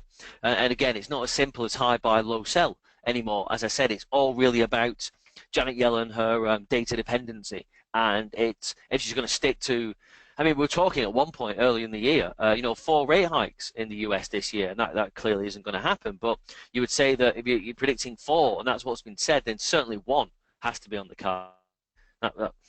It's a pretty poor show of the biggest economy on earth. Can't stomach a 25% rate hike after a year of the last time doing it and not doing it, in the last 8 years. It's just too long. Things move in cycles, and We tried to bastardize, the economic cycle, and we tried to fudge the figures and, artificially stimulate the economy with QE and keep interest rates low. But it just hasn't created the job. It's created the jobs, but it hasn't created the wages. So wages have stagnated and have been for whatever. We've seen asset prices continue to rise just because people can still remain to borrow and service their debt. So everything goes in cycles. Every 7 years, generally, we get some sort of economic correction. And we haven't had that yet because of the quantitative easing that we've put in. So what I am really assuming is that when it happens, it'll just be twice as bad and last for probably twice as long, because we haven't really fixed the problem. It's like a dam, isn't it? It's like putting a sticking plaster on a hole in a dam. We've stopped it from collapsing, but we haven't really fixed the underlying problem. So when it happens, it's just going to spit through a bigger hole. And we're going to have the whole cycle over again. I can't see any alternative. So again, we've got pressure on the pound still. The pound cable still dropping lower. As I've said, there was nothing really to catch the pound. So why would it? Why have we not expected the pound to drop? I mean, as I've said, all the charts here are saying every 50% that we can see, of every fib, we're below it. We're breaking into new lows now, 31-year lows. So there will be nothing to catch it. And we're back to psychological numbers. And as I said to you, 125, 122. If we break 120, quick move down to 115. But then the big boys will come in and start buying back. So if you're going to be long-term short, you're long-term short until Article 50 is triggered. Simple as that. There's nothing that Theresa May can say. There's nothing that's going to come out and surprise the global markets and make that demand for the pound come back. There isn't. Because until Article 50 is triggered, until we start talking about proper documented trade deals, etc., etc., etc., then everything's up for grabs. Everything's up in the air. And as I've said, you can't trust politicians as far as you can throw them. There'll be 1,000,001 back deals going on, and there'll be secret meetings in Park Lane, yada yada yada. I mean, come on, let's not be overly cynical, but let's be realistic about these things. If you're an MEP who's about to lose his job, you're going to be out there making your case to Theresa May that you're the best person to do the deals because you've got relationships, you know how the systems work, blah, blah, blah, blah, blah, pay my big fat expenses, I'll go travel the world and go make some deals. So they're happening right now. So really, for cable, you have nothing to aim for apart from like I said, the big psychological levels. And if we do enough true Fibonacci and we think the pound's going to collapse, then tell you, we get below parity at 1.00. The big fib of the move is down at 0.88. Now, don't really want to think about that, to be honest, because I have a lot of sterling. I haven't really hedged it off because I don't really, as I say, I'm still predicting a bounce, along the line. But I'm kind of loath to stick it in other currencies right now. Because I still think longer term, and I'm not planning on using my money anytime soon. I'm thinking longer term. The pound is still a good asset to have, and it's the argument is that where's the 1%, where the kind of big boy is going to put it. So ADP's come out lower than expected, 154. Okay, so that's just a quick precursor. It's not really one of these figures that massively affects the markets, but we'll just see if there's been any kind of real movement. So expected 166, came out lower than expected 154. So I guess in economic terms, with the ranges that we have, that's pretty much inline data. So the first thing to be moved on a bad figure would potentially be gold. So you'd see gold on a bad figure try to to hit the upper levels. Stocks on a bad figure you would expect to kind of come back down from the highs. So DAX made a little bit of a push down, but nothing major. Nothing major. We're not really seeing the markets make an instant snap decision. We haven't seen any gaps. We haven't seen any kind of big spikes. So to be expected. Again, it's a precursor to non-farm payroll, but nobody really kind of that correlation over the years has shifted, but nobody really kind of takes a big trading punt on it. But again, gold got some good levels to kind of maybe if it's going to continue this up move, the down move, it might spike up quickly back to these levels that we've talked about as an option to kind of squeeze. Any kind of weak positions out and then get back to these upper levels, bring the market back down and then smash down. So it could be an opportunity, to kind of squeeze some weak shorts out in the short term. Maybe get back to 50%. Gold's, notorious for doing things like that. So actually, on that data in line, we've seen pounds getting a bit of traction, euros getting a bit of attraction, dollars coming away from the highs, S&P now again doesn't seem to matter what data we get, does it? Stocks want to kind of buy from the lows. So that's what I'm saying. You can't really go against the trend as markets get any kind of inline data, any kind of no shock to the system style data. The markets continue just to be bought back up. So interesting. I mean, I guess this is what we're looking at. We're looking at the whole kind of picture here. It's getting an idea what the stocks are doing in this bottom left corner, an idea what risk is doing, gold here. Then we've got the currencies on the right, between the dollar, the pound, and the euro. Then the S&P, which really, obviously, it kind of leads to stocks in the afternoon when it's open, but you can generally get an idea of what the markets are thinking beforehand, because the futures markets remain open. So if you do see movements in the S&P, before the kind of cash open and before the American traders come in, it still is a good indication of what the market is thinking. And especially when we're talking about stock rallies and you're talking about the European markets, it just seems no matter how bad the news is locally, for UK FTSE, Brexit, for DAX, we're talking about VW, we're talking about Deutsche Bank. It just seems that as long as America's ticking up, everything's fine, and people will buy Europe based upon the US. So we're holding above 7,000 in the FTSE. For how long? I don't know. It's never been particularly comfortable above 7,000. The DAX still remains, relatively strong. Even though we've had all these issues, again with VW and these, these kind of underlying issues with Deutsche Bank. I mean, there's no smoke without fire, is there, ever? So you cannot realistically think that there isn't going to be more fallout from Deutsche Bank in the coming months. And if it does come out to a bailout, then how much can Germany bail out? What? He's bailing out major industries. He's bailing out the rest of Europe. He's bailing out, the euro itself. I mean, how far can it go? So again, interesting push up in the euro, and the euro's coming back down. A little push up in the pound. Pound's coming back down. So again, a little bit of movement over nothing really. That ADP is not really kind of making traders particularly excited at the prospect of being, essentially, 12,000 out of line. It's not a big thing. So other kind of interesting data we've got out a little bit later in the next hour and a half or so is the ISM non-manufacturing. Remember, the US is still a big non-manufacturing nation. So, the non-manufacturing service side is going to be interesting. So there's much more of a balance in the US between services and manufacturing, whereas in the UK, obviously, we're much more focused on the services side.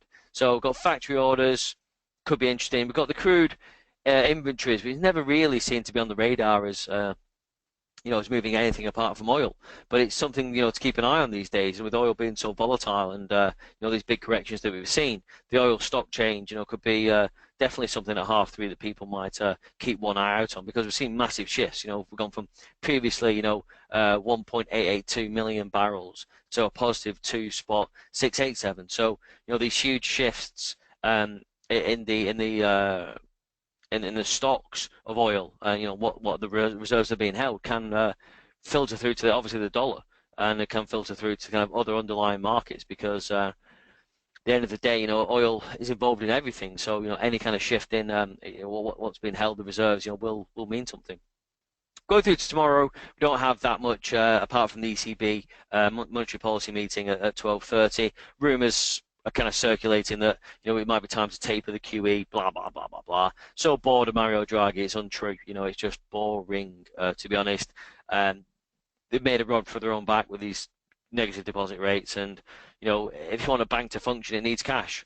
So if you strangle that, then what do you expect is going to happen? So nothing good or interesting probably coming out from the ECB for me. And then obviously it's all about non-farm payrolls at 1:30 on Friday. That's the big figure. And again, lots of data out in general. A lot of house price data from the UK, trade balance from the UK.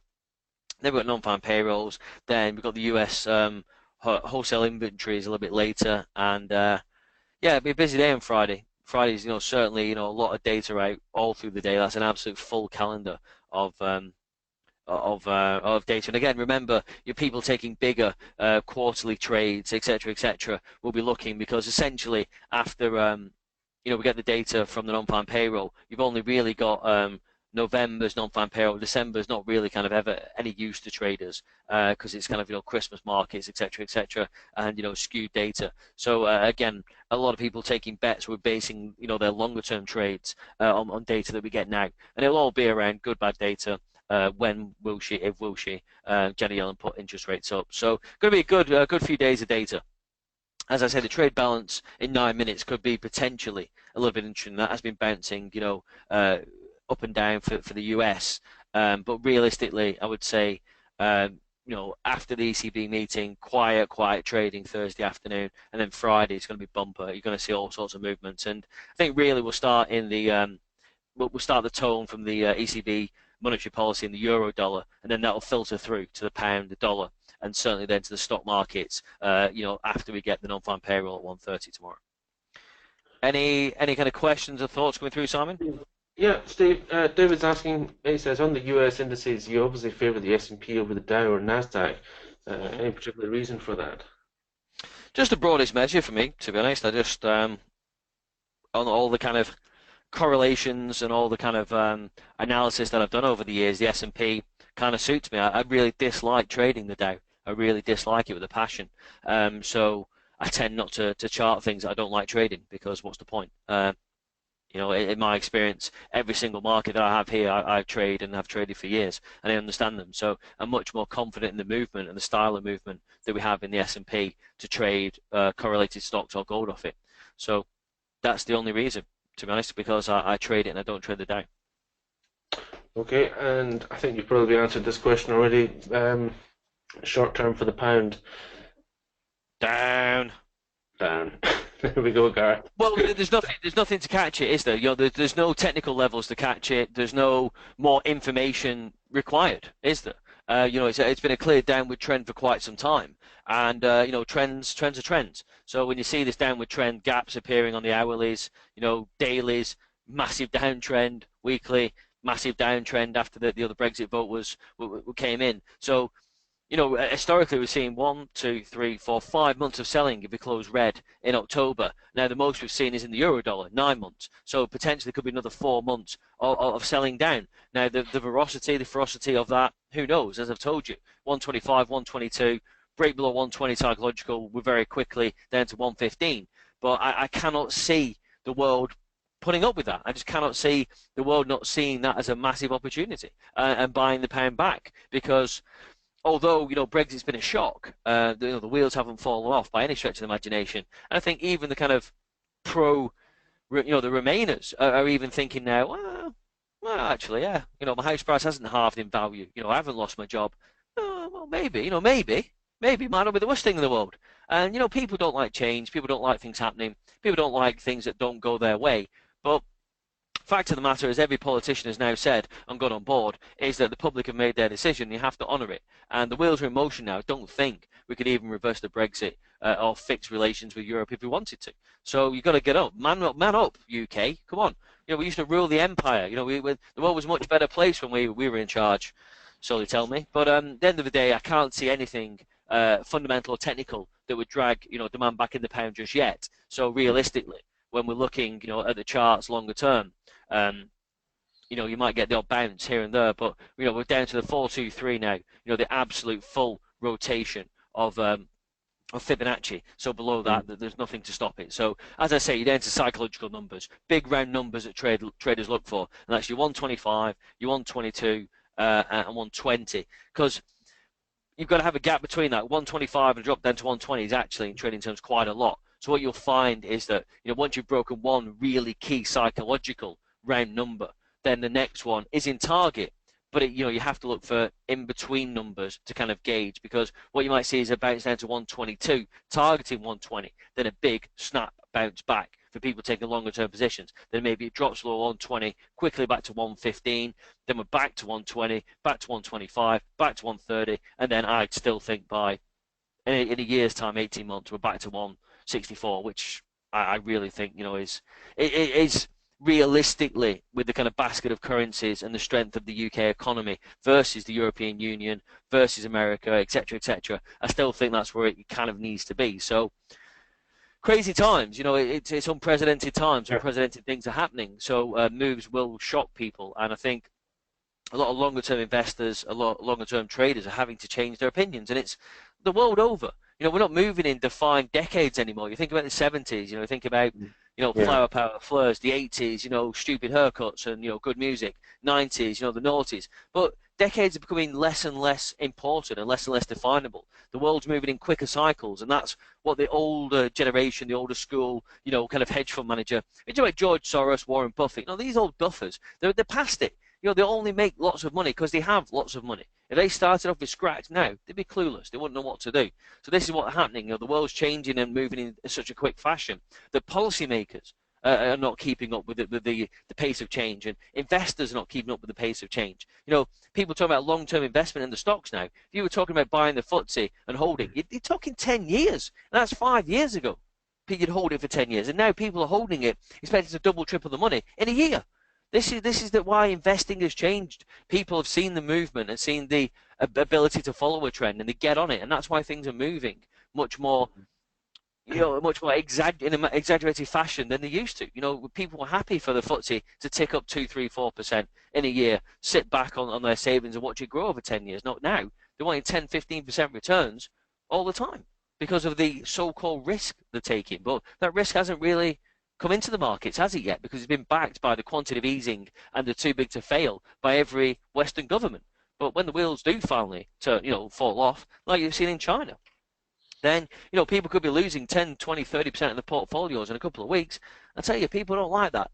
People are happy to take the risk on the upside, and they tell you they're happy to take the risk on the downside, but they never, ever, ever are. I invest with people, and I talk to people that have billions with a B, billions. If they make 25, 100 million in a year, that's what I expected to do. I tell you what, if you lose them 20 million, yeah, they're absolutely distraught. 20 million, we never lose that kind of money because they've got so much. They're looking for that steady, steady, steady growth. And with interest rates so low, we've created this weird quasi-functioning economy where everything's too big to fail, everything's backed by the government, and the governments are too big to fail. Look back in history, the wheels have fallen off. The US thinks they can control everything by printing money. Well, they'll get to a point where the numbers just don't stack up. And again, I'll just refer back to that, the Big Short. People betting against the housing market saying it would never crash. Well, he did.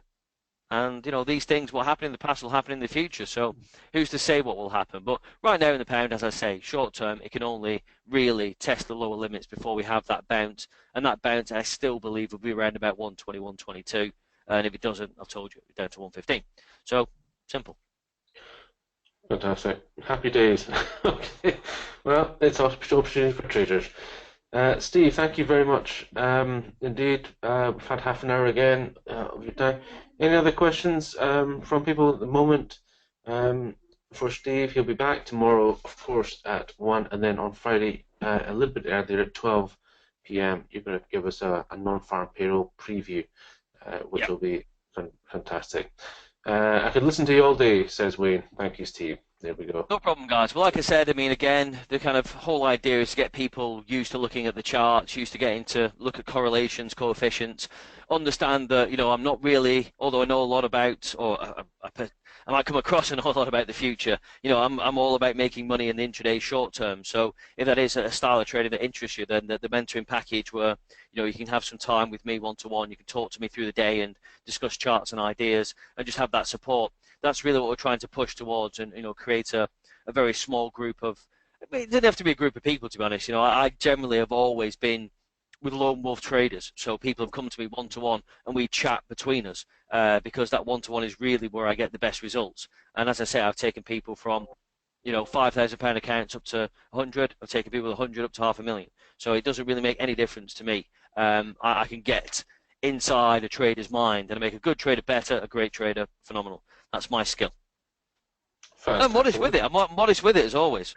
Of course. Well, that website is in the chat box, guys. So if you do want to take Steve up and get together with them and do some mentoring, there you go. Go to do that. mt4switch.com. Joaquin, yes, Steve has written a book, The Rough Guide to Trading. Yep. Called, and you'll get that at, well, in fact, you'll get a discount off that anyway with signing up at MT4 Switch Yep. But if you just want to go ahead and buy the book on its own, you can do that at Harman House. I'll get you the link for that just now and post that to you. There we go. So, Steve, thanks very much again. Here we are. I've got just getting that link for the people at home.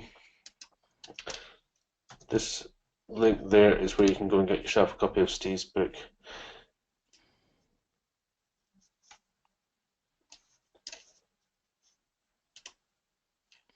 Okay, should have that now.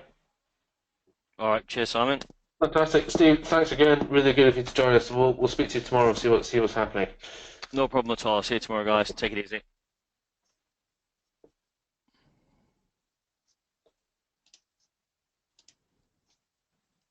The potential to really change things up in a dynamic fashion, and one of them is the dollar. And part of the reason for that is because the dollar really hasn't done anything for it's over a year and a half. So it went up a lot in 2014, and since the beginning of 2015, it really hasn't gone anywhere at all. Now, the way that we look on a range is that it is an explosion waiting to happen, because expectations for future potential deteriorate the longer something goes sideways. And now what we're seeing, and it's been evident just about all of this year, is a triangular pattern developing on the dollar index. Because if you can see my mouse, there was a very large downside key reversal here at 100. And since then, the index has basically trended lower. But since the beginning of this year, there has been a progression of higher reaction lows. Now, what that's telling us is that the trading, the volatility is compressing. What it really says is that there is a war going on between supply and demand, that war is increasingly coming closer to the front lines, and we're more likely than not over the next month to, I think, find a conclusive answer to whether this index is going to go up or down. And which direction it breaks in is going to have a transformative effect on a whole range of other asset classes. The fact that it has just been going up the last couple of weeks, took a bite out of precious metals yesterday. So, when you look at the impact that we've had on gold, then you could ask yourself very, very just very simple questions, and it is, sometimes you get a very good rally, and then everyone gets a little bit over-egg the market a little bit, so you get a consolidation. And sometimes with those consolidations, a reversion to the mean can happen in a day, and that's what happened yesterday. But what was the reason for it? And it's mostly to do with whether the Fed is going to raise rates, whether there is going to be a stronger dollar, and therefore we've had this big pullback. Now, it's at a very interesting area. If the dollar rallies further from here, it's probably going to break lower. If the dollar weakens from here, well, then this could be an important area of support. Then we have to look at what would happen to markets if the dollar breaks upwards. And the thing that would really probably do well is that if the dollar is getting strong, well, then other currencies are getting weaker. And Europe has been really out of the running for just about all of this year. It really has done nothing at all. Now, a weaker euro, well, if you go back and think about, well, what would a weaker euro do? That's what happened here in early 2015 when the euro was devalued, and the index went from about 315 to just under 400 in a very short period of time. And I think that is a great example of what we see when you get an explosive breakout, because ranges are explosions waiting to happen. So if we do get the euro resolving on the downside, then that is going to light a fire under Eurozone equities. And we have a very good example of that, very close to home. It's exactly what happened in the UK. when the pound was devalued. So if you look at the FTSE, and you can see very clearly when was the Brexit vote. And then you get this big pop on the upside this week with a further leg down in the pound.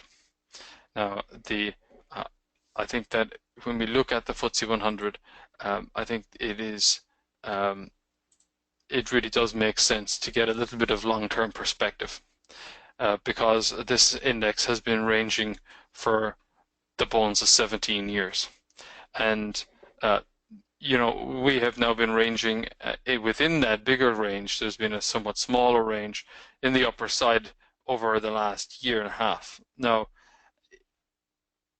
the big move that we've had on the upside has been predicated on the devaluation of the pound, and the pound would have to continue to go down if that is the only thing that is going to drive these equities higher. A bull market and sturdy economic growth on a global basis would really be required to push it up and out of this range without additional pound weakness. But that's perhaps not beyond the bounds possibility either. One of the things I think that's underappreciated is that the weakness of the pound is a massive benefit to the UK economy. So when you get a currency that goes from 170 to 127 in the space of 2 years, then that enhances competitiveness for the UK economy in a really dynamic fashion. And I think that what we're now entering is a period of brinksmanship, where the UK is setting out its table for the negotiations, but with a full knowledge that they are negotiations, that there is going to be some give and take, and that's why you had today, people saying, oh, well, the UK has got these 4 red lines that they're not going to give ground on, which means that they are willing to give ground on everything else. Now, I think there is also there's been a lot of very, very emotional commentary in the media about the loss of passporting rights for the City of London, and I think that it does need to put in some kind of perspective, because the reality is that what they're referring to as MiFID business, and that is the directive about the trading of investment vehicles over the entire European Union. But of course, the UK does an awful lot more than trade in funds. So what about Lloyd's, the insurance, reinsurance underwriting, the legal professions, commodity trading, the foreign exchange markets and bond trading? They're not covered by MiFID. By and large, what is mostly covered by MiFID are funds, so that if you have a European headquarters in the UK, that you can sell your funds all over Europe. And if the UK does indeed go down the route of negotiating that away, then fund companies in the UK would have to have another office somewhere else to allow them to sell their funds into the EU. And by the same token, funds in the EU with headquarters there would have to have offices in the UK, because then they would have to have rights to sell into the UK. And the UK is a substantial market in its own right.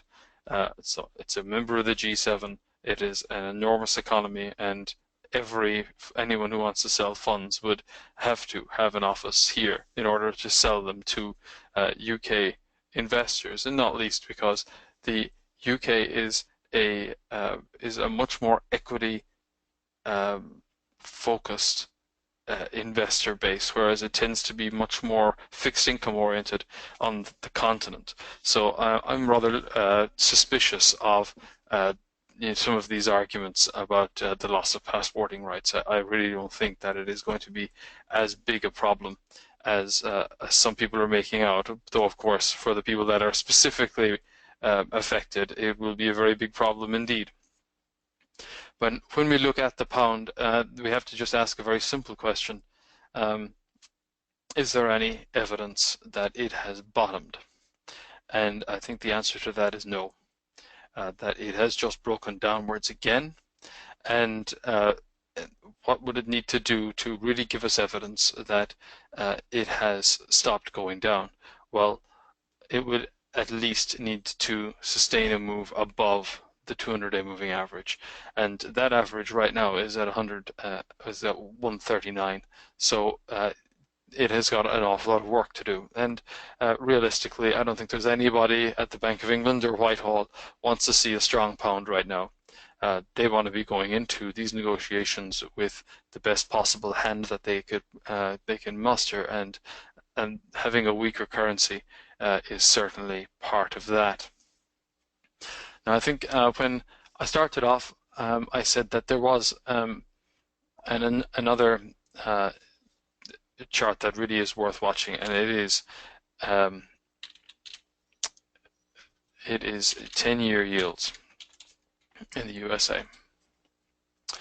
Everyone is very concerned about what the Fed is going to do, because they're really the only central bank that is talking about raising rates right now.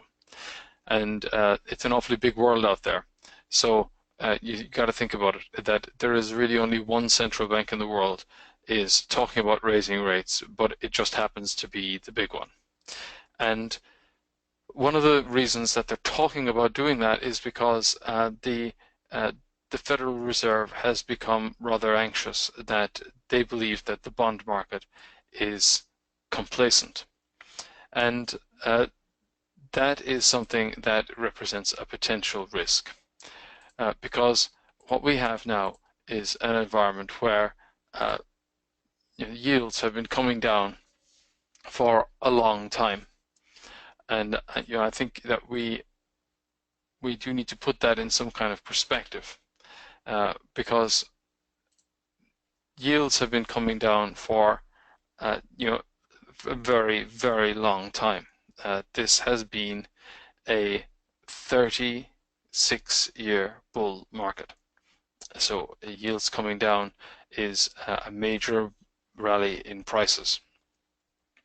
And what we can very clearly see too is that that downtrend, despite the fact that it's been coming down for such a long time, has lost momentum over the last 3 years. Now, if it's losing momentum, and then we move to a new low in June, and that low was not sustained, it's actually it's looking increasingly like a failed downside break. Well, that at least set us up for a reversion to the mean, and we've had that. If the bull market was going to be sustained, then it would have, and you can see that this level right down here is about 150.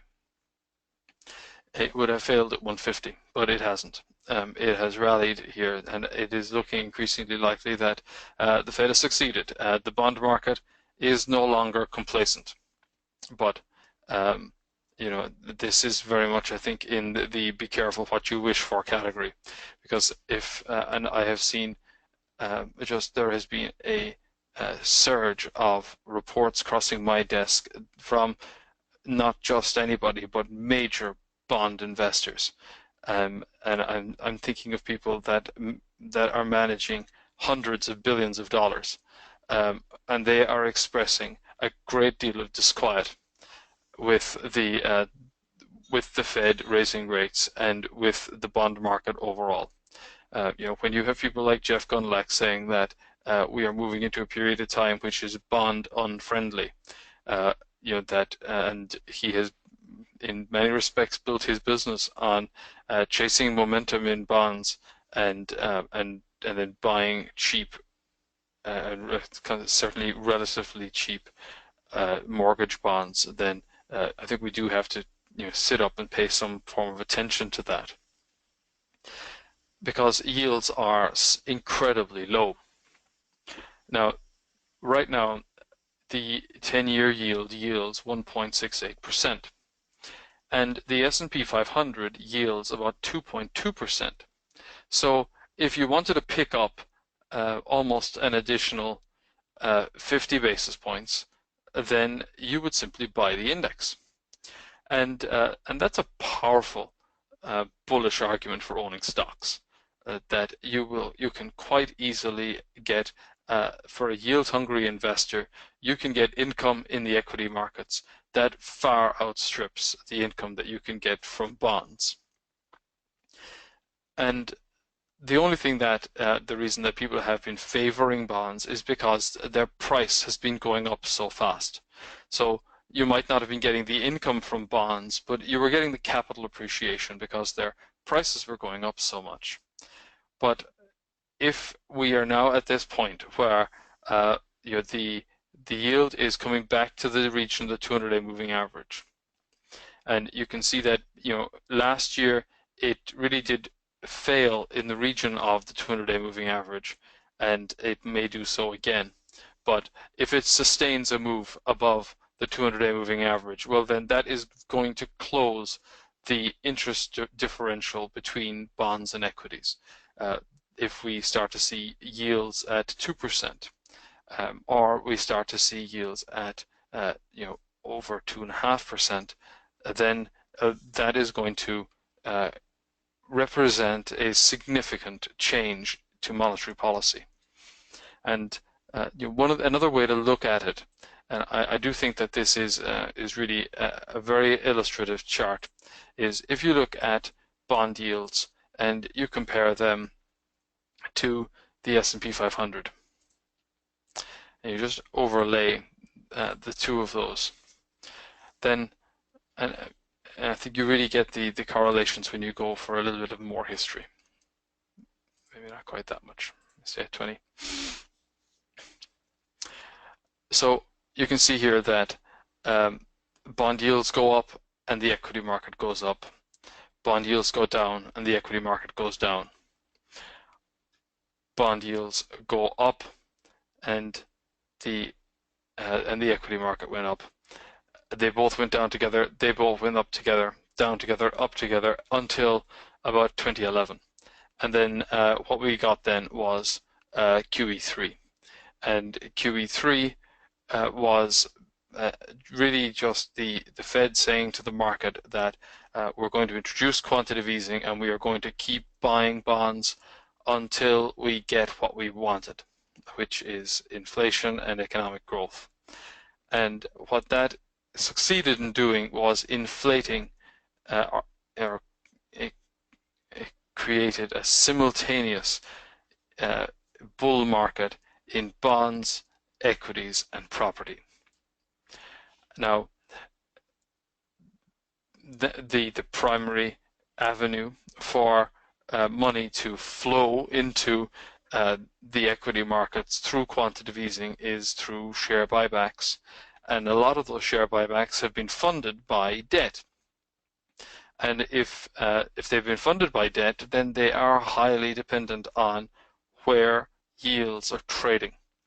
And right now, you can still, if you want, and it's something that they all teach at sort of MBA, corporate finance classes, is that when borrowing costs are low, you borrow on the debt in the debt markets and you buy back your shares because equity capital is more expensive, and therefore you reduce the company's weighted average cost of capital by doing so. And that is exactly what board members have been doing in major corporations for the last 7 or 8 years, that they've seen very low bond yields, they've been capturing that very low borrowing cost, and then they have been buying back their own shares. So buybacks are at all-time highs.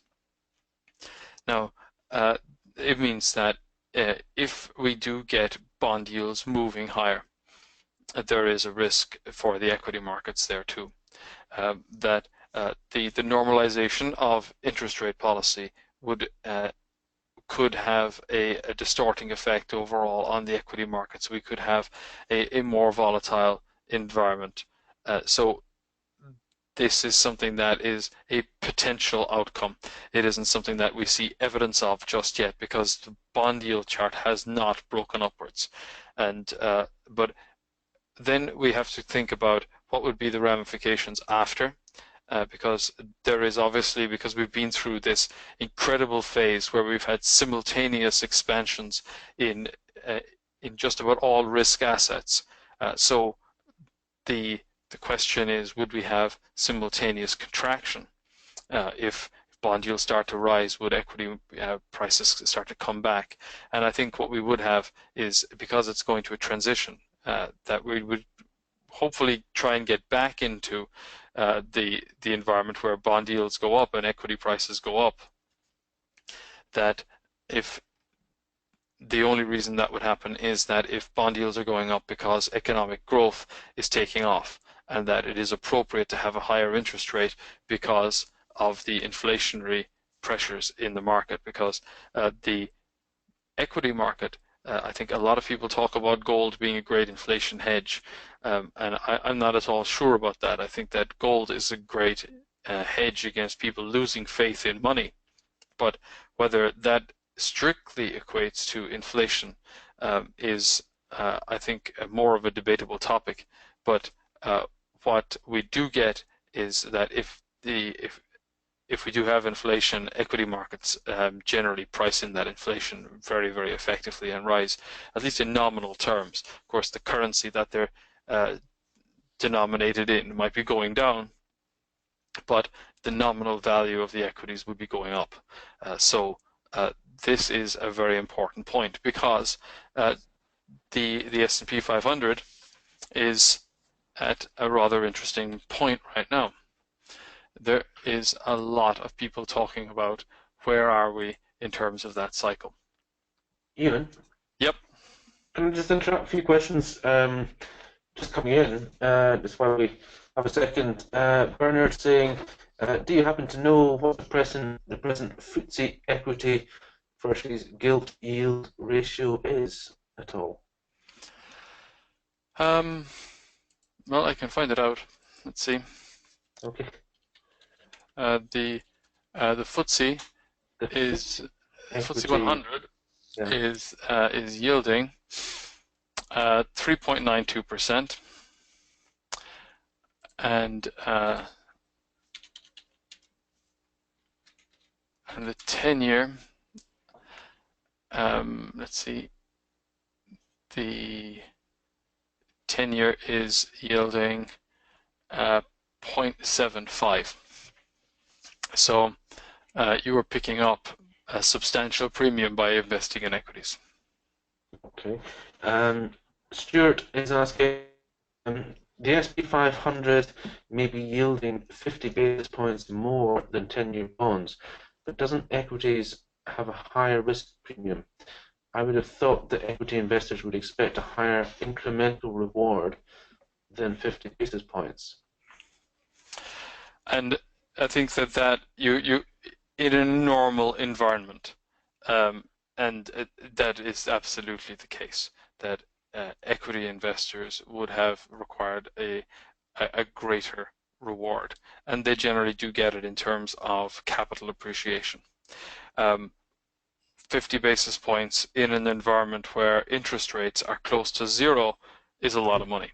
That's the essence of the problem, that the expansion of monetary stimulus has inflated asset prices substantially, so that the equity yields are not as high as they would have been before, but it's all on a relative basis, and that is why you have to look at the 10-year, because everything is priced off of the 10-year. That is where people really think that interest rates are, and that they are just looking at spreads, and unfortunately 50 basis points is all you get, but that is really beside the point, because we can bemoan the fact that it's more difficult to get a higher yield just by buying an index, that you really do have to drill down into some of the kinds of companies that pay the kind of yield that you're getting on the FTSE, which is closer to 4%.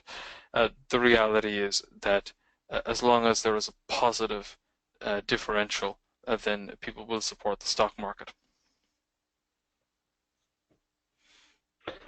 Thanks, Ewan. Thank you, Sir Bernard and Stuart. Thank you very much indeed.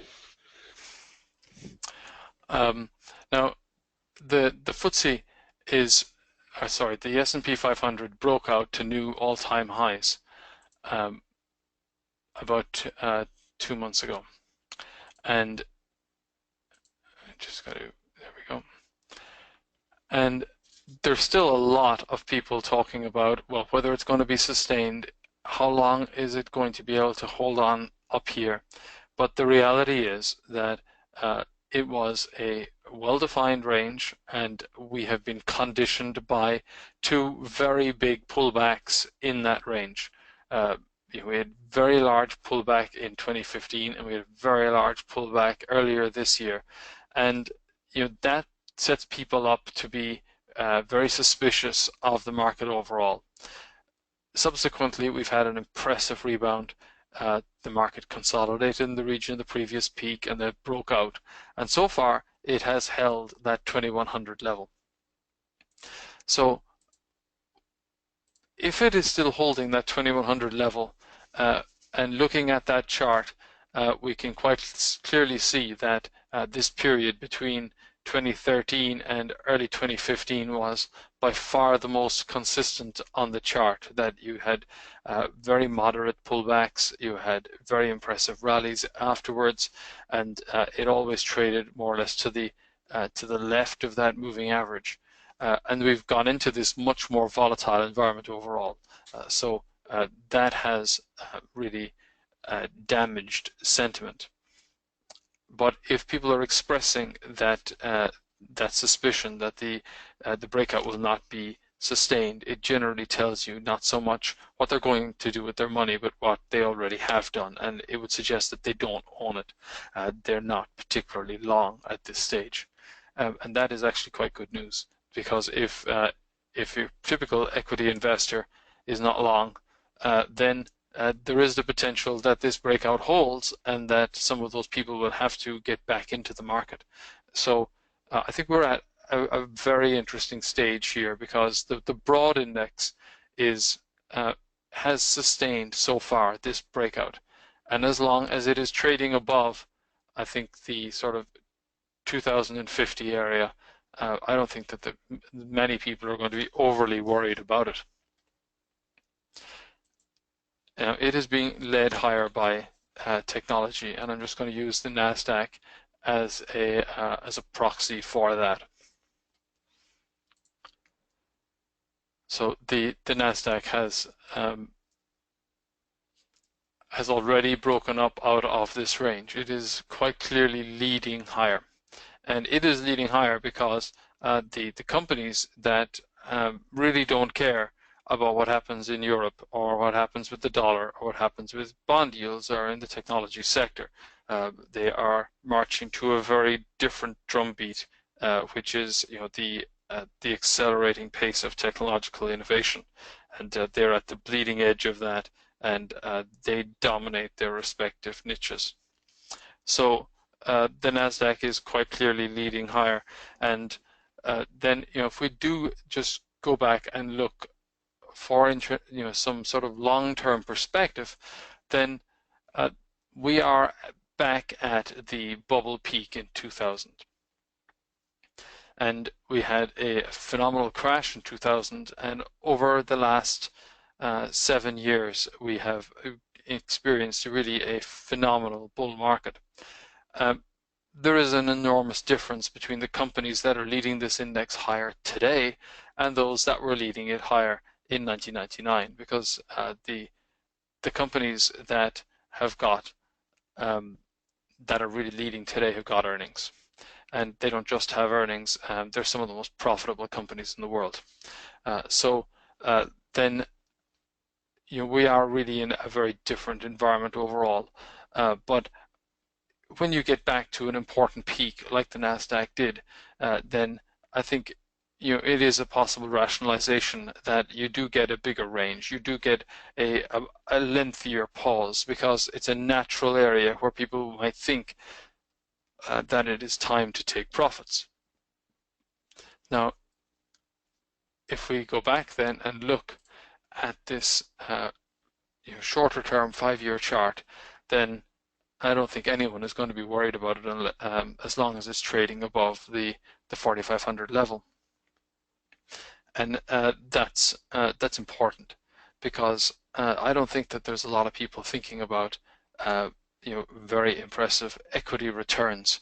That mostly what you hear in the headlines are about the earnings recession that we've had, and we've had earnings contracting for 6 consecutive quarters.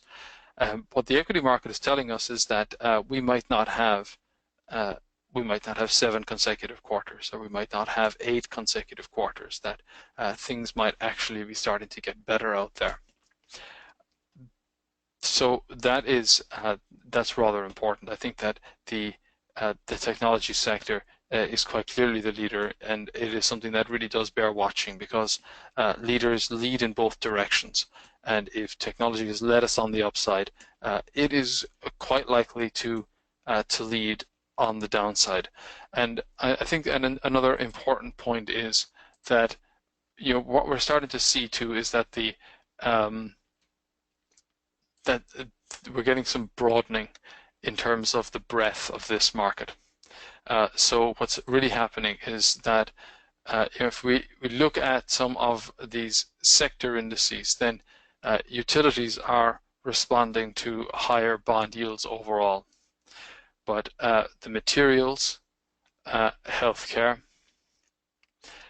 the energy sector, industrials, I need to update that financials, but that is also trading in the region of its moving average. So is the consumer discretionary and consumer staples, and the technology is leading higher.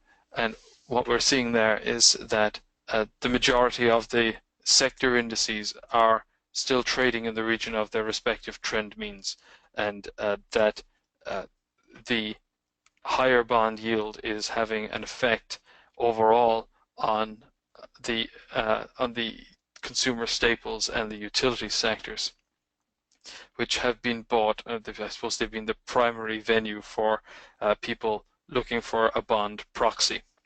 Now, they are at least some risk if bond yields continue to rise, because they have been one of the things that people have been buying in favor of bonds overall. And if bond yields do go higher, then there is a better incentive to just buy the bonds instead of the equities. If we look at, I think, because Apple is by far the biggest company in the world, then we really should be taking a look at that. And it trended lower for the better part of a year, and then it broke the progression of lower rally highs 4 weeks ago, and now it is consolidating. But that chart at least tells me that the year-long downtrend is over. And if that is the case, then if the biggest share in the world is turning around, well, then that is beginning to act as a tailwind for the wider market. Now, if the dollar index is going to be getting stronger, which is certainly possible, then the Japanese yen is, I think, something that's well worth watching, because the yen has been, the dollar has been going down on this chart for over a year already, and it really started to accelerate on the downside in February of this year, when Japan introduced negative interest rates. Now, negative interest rates were designed basically because central banks concluded that if low interest rates are good, then negative interest rates must be better. But the reality is that if you start charging people to take your money rather than paying them to do so, sorry, it's the other way around. If you start paying people to take your money, then what that does in fact do is it reduces the quantity of it that you have, and therefore the supply goes down. If the supply of a currency goes down, it gets stronger, and that's what's happening with the yen. It's also one of the factors in why the euro has been so steady over the last year, because they also have negative interest rates. Now, if the currency is getting stronger, what in fact that is that it's inherently deflation. That if a very weak currency is inflationary, then the strength of the currency due to negative interest rates is deflationary. And we do have to kind of go back and look at the textbook and ask, aren't the central banks supposed to be targeting inflation? And yes, they are. So what we had just 2 weeks ago was the Bank of Japan making a big announcement that they were going to try something different, and they were going to target the yield curve, and that they were going to try and hold bond yields close to zero, which, if you really translate it all back, means that they're not going to change anything, that they're going to just hold on with the same number of purchases. They're not going to add additional liquidity. And as a result of that, the yen got a little bit stronger, but more recently it's got a bit weaker, but not so much weaker because of any particular strength or weakness in the yen, but rather because the dollar has been getting stronger. Now, one of the things that I'm watching this for is because if the yen does break this downtrend, or if the dollar does break this downtrend, to be more accurate, and we start to see this rate trading above 105, that would break what has been a rivetingly consistent progression of lower rally highs. It would begin to really indicate that it is over, that we're going to have a period where the yen does get weaker, and the Nikkei is at just the same sort of interesting area that those European indices are at. It hasn't done anything this year, and it is now still trading really just below the 17,000 level. And every time it's got up to 17,000 in the last 6 months, it has fallen back.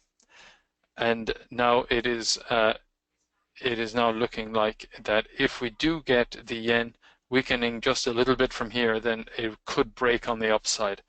Something that I also look at with regard to Japan is the second section index. And that is the small cap index in Japan, and it has been a reliable lead indicator for the wider market for as long as I can remember. And that has already broken above the 200-day moving average. It has already broken the progression of lower rally highs, and it's potentially giving us a lead that that maybe a lot of the bad news has already been discounted in Japan, and that it has the potential to do better from here. One of the things that one of the reasons that emerging markets have been off the menu for much of the last 18 months has been because of their currencies. The Asian currencies started trending lower in 2014, and they didn't stop doing it until the beginning of this year. There was a lot of people trying to invest in emerging markets last year, and didn't make any money because their currencies were going down so quickly. But that all changed about 1 year ago when the Indonesians intervened in a really dynamic fashion to stem the decline of the currency. And you can see there that in the latter half of last year, the rupiah had deteriorated and had been going down for over 4 years. But then the central bank intervened in a dynamic manner. And since then, we've had a trend of strengthening in the rupiah, and the dollar has been going down. And that has been really an enormous benefit for the stock market. So what we're beginning to see is that the dollar index really is important, but the dollar index is primarily euro, yen, and pound. And it's an awfully big world out there.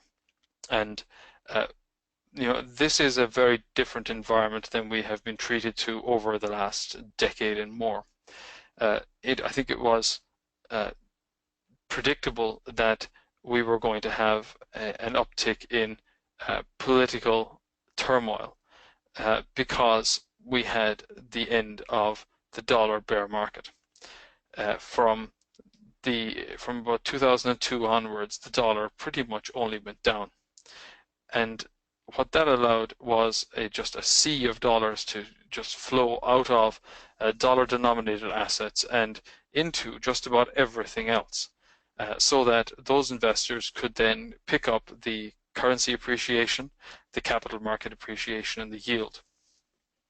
But because the dollar index has stopped going down, and in fact broke out of a lengthy range nearly 2 years ago now, that has really changed the dynamic overall, because now all those markets that benefited from unrestricted dollar flows are in a more volatile environment overall. When their respective currencies are going up, then their equity markets respond very favorably. But when their currencies will start going down again, and there's no evidence of it just yet, but I think we are in a more volatile environment for currencies overall, then that will have a knock-on effect for their respective stock markets. So it is a very different environment that we're dealing with now. And because the dollar has started going up, then the outlook for the commodity markets has been more difficult. But I think it is really worth looking at the continuous commodity index, because that has, and you can see that it trended lower from 2011 all the way through to the beginning of this year. It has now staged an impressive rebound and is now trading right in the region of the trend mean. And if this commodity bull market is going to persist, then it would be expected to find support somewhere between here and 400. And that's an unweighted index. But if we simply look at the industrial metals through the LME metals index, and I'm just going to put that on a line chart, then just in the last couple of weeks, it has broken a lengthy progression of lower rally highs. So what we definitely are seeing is at least some evidence that the mining sector, which has been so incredibly depressed, is beginning to recover here. And that's the FTSE 350 mining index. And in a buy low, sell high environment, then I think it would be hard to argue that these mines are at historic highs. In fact, none of them are. So I think that they do represent one of the less risky opportunities overall. That you have a point in time where it does pay to start looking at laggards rather than paying eye-watering multiples for some technology companies. Then it might behoove one to go and look at some of the things that are not necessarily setting the world alight. And the mining sector has been trending rather consistently just about all of this year. Now, I think I was supposed to talk for 45 minutes, so I'd like to just throw things open to questions. Eoin, thank you very much indeed. Very interesting, and interesting to see obviously that the mining sector's on its way back. Stuart says hard to be convinced that these breakouts in equities are sustainable. What do you think about that?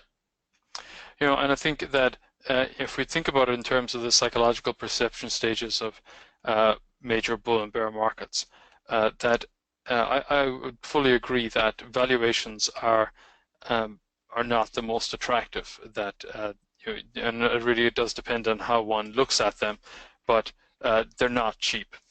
The question rather is whether they're going to get more expensive before they get cheaper, and that is quite possible. That if we think about psychological perception stages, nobody believed at all that there could be a bull market in 2009. Then between 2012 and 2015, I think everyone accepted that a major bull market was underway.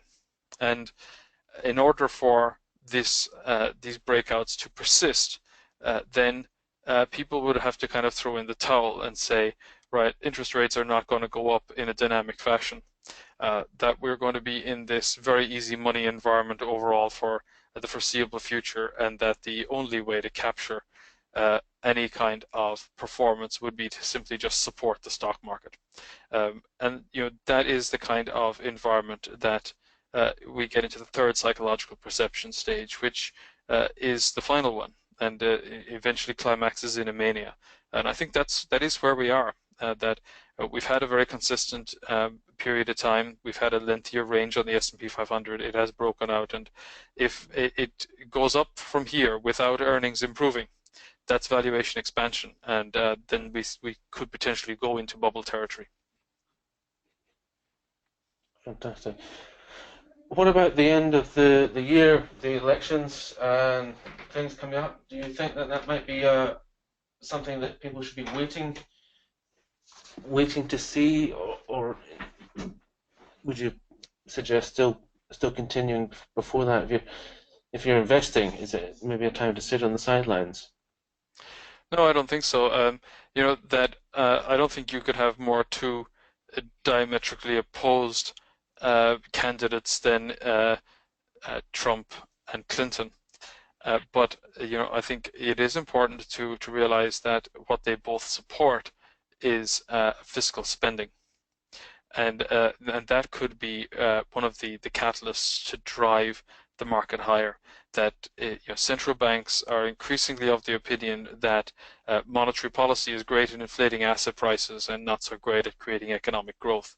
And one of the things that could potentially create at least short-term economic growth, maybe even medium-term economic growth, is fiscal spending.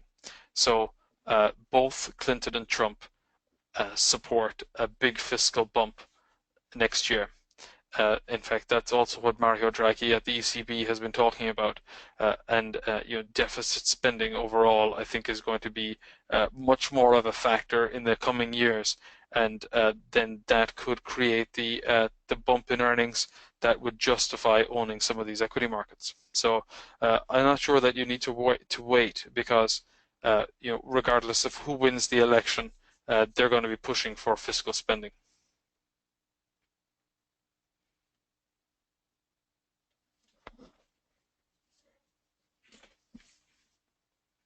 Still with me? Yes, here we are. I beg your pardon, I didn't put my microphone on. I say we're going to let you go now, so that you can go and have a cup of coffee, because I know it's been an awful early start for you. But my thanks to you for joining us again on this event and giving us the benefit of your insight into the markets. Anybody that's just been joining, we will be obviously making recording of this available. One final question from Giuseppe, if you will. What sectors will mainly benefit for such spending? Oh, the spending I think that you've been describing just the last few minutes. What sectors would you see that benefiting mostly? Hopefully it'll be infrastructure. And that would be construction and an infrastructure type plays, and hopefully it will not be sort of new energy boondoggles. I think that we will just have, and that I think will depend on who wins the election. Fantastic. Just before we go, I noticed on the email as well that you're offering the chart seminar in London soon. I can't remember the date off my top of the head, but if people do want to come along I know it's not you that. Will you be in London presenting that, or is it? It's just me. It is you. Great. It is. Yeah, that's on the 24th and 25th of November, and you can sign up for that on my website, and we'd be very happy to meet you. Fantastic. I'll maybe send a link out for that as well to everybody so that they can see that that's coming up. Fantastic. Well, Eoin Treacy from Fuller Treacy Money, thank you very much again for coming on and joining us. Very much appreciated for your time, and we will be back in touch soon. And good luck with the chart seminar. Thank you very much. It's a pleasure. Bye-bye.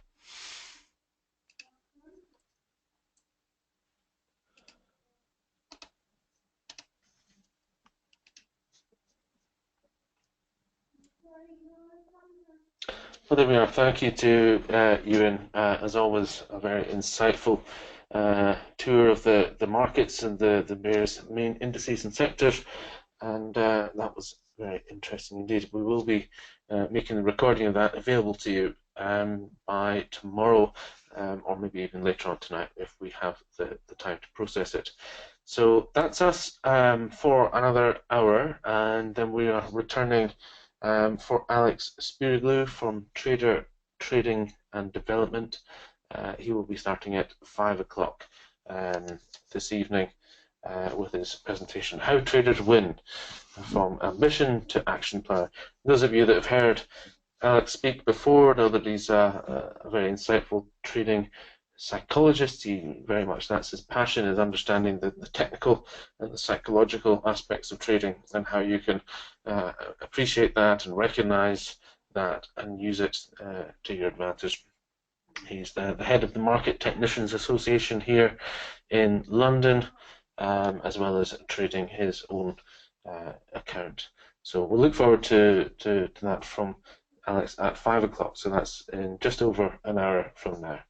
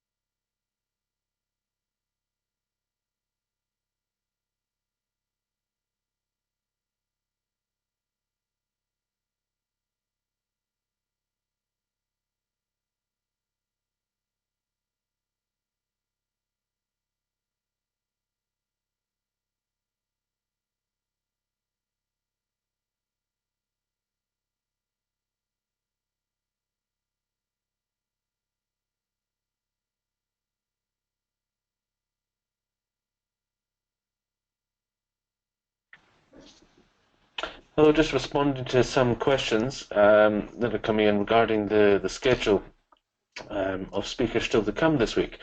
And I'm happy to say, yes, David Paul from VectorVest will be returning tomorrow. He'll be speaking at 2 o'clock tomorrow afternoon. We start tomorrow at 11 a.m. Again with Rodney Hobson, Investing for the Long-Term Post-Referendum. Rodney is author, financial journalist, and financial author, having written several books on investing. 12 p.m. Successful Speculation, How to Really Make Money with Corvin Kadirla. We heard from Corvin on Monday evening, but if you missed that, you've got another chance to catch him tomorrow at 12 p.m. And Corvin is one of the speakers who will be at the Round the Clock Trader Live event on the 5th of November. He'll be there in person. As will Steve Ruffley, who's back again tomorrow at 1 p.m. for his live market update at 1 p.m. Following Steve, we cross over to David Paul at VectorVest at 2 p.m. Worry-Free Investing. And then at 4 p.m. Emotions in Trading, How to Avoid Emotional Hijack by Stephen Goldstein. So that's the schedule tomorrow. Back to today, of course, we are waiting for our next speaker, Alex Spiroglou, who will be starting in just over 1 hour from now.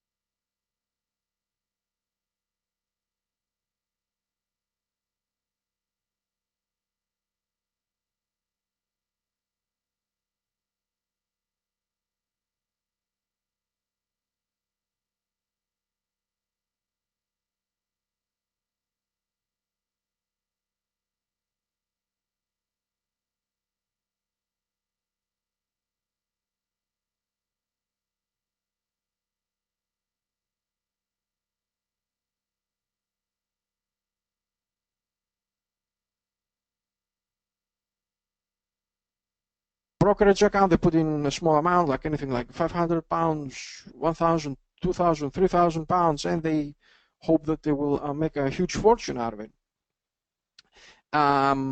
Obviously, they start losing money with that very quickly, and this money actually, these are not, at this stage, they're not just losses, these are actually donations, because people are donating to the market, and there are the opposite side of their trades are the traders actually pick up their money, so they're actually donating to the market. This is charity trading, basically. What they usually happen is then they get this too smart to trade syndrome, for example. Usually soon with people who had enjoyed some kind of financial success, what they do is, for example, a doctor, a lawyer, or a successful self-employed person, or a C-level executive, what they do is they think success is transferable. I've done well in my profession, then I can settle that. So they start putting some more money, and they start losing some more. What they don't realize is that some skills are transferable, but success itself is not, because we're talking about a whole new different ball game. The mentality here, of course, when people start at this level is they go into they have a lot of overconfidence. For example, I mean, that reminds me of the Harvard University student study when they asked how many of them were in the top 5%, and 75% of their class said that they thought they were in the top 5%. So they usually start, so what happens at this stage, people start losing some more money. Then they go into what we call the gambling stage, or the revenge trading stage, when the people are losing some more and they start losing some more. And what they should be interested, they're still interested in the return on capital instead of the return of capital. Literally, I mean, every time people trade at this stage, I mean, the hedge funds are, having a party. And at the last step, comes the conspiracy theory phase, when a lot of money has been lost, egos have been bruised. People start developing paranoias, like stop hunting paranoias. Oh, I've lost because they were hunting my stop, and of course. These are just silly excuses, to tell you the truth, because you always hear these that people are hunting my stops, or brokers or funds are hunting my stops, and so forth. But you never hear these kind of excuses when people make money. Have you ever heard anyone saying, "Oh, I made a silly trade, but the brokers or the market makers or whoever it was moved the market my way, and I made money where I should have been stopped out"? Of course not. You always hear these kind of things when you're being stopped out. When you make money, you always take credit for it. When you lose, it's someone else's fault. So the mentality here, to cut a long story short, I mean, at stage one, the people think that trading is like sex.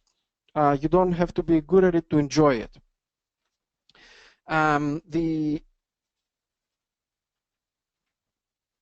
So what are the skill? Sorry, what is the skill that people have to obtain in order to proceed to the next level? At this level, what people have to learn, I think it's S for self-awareness.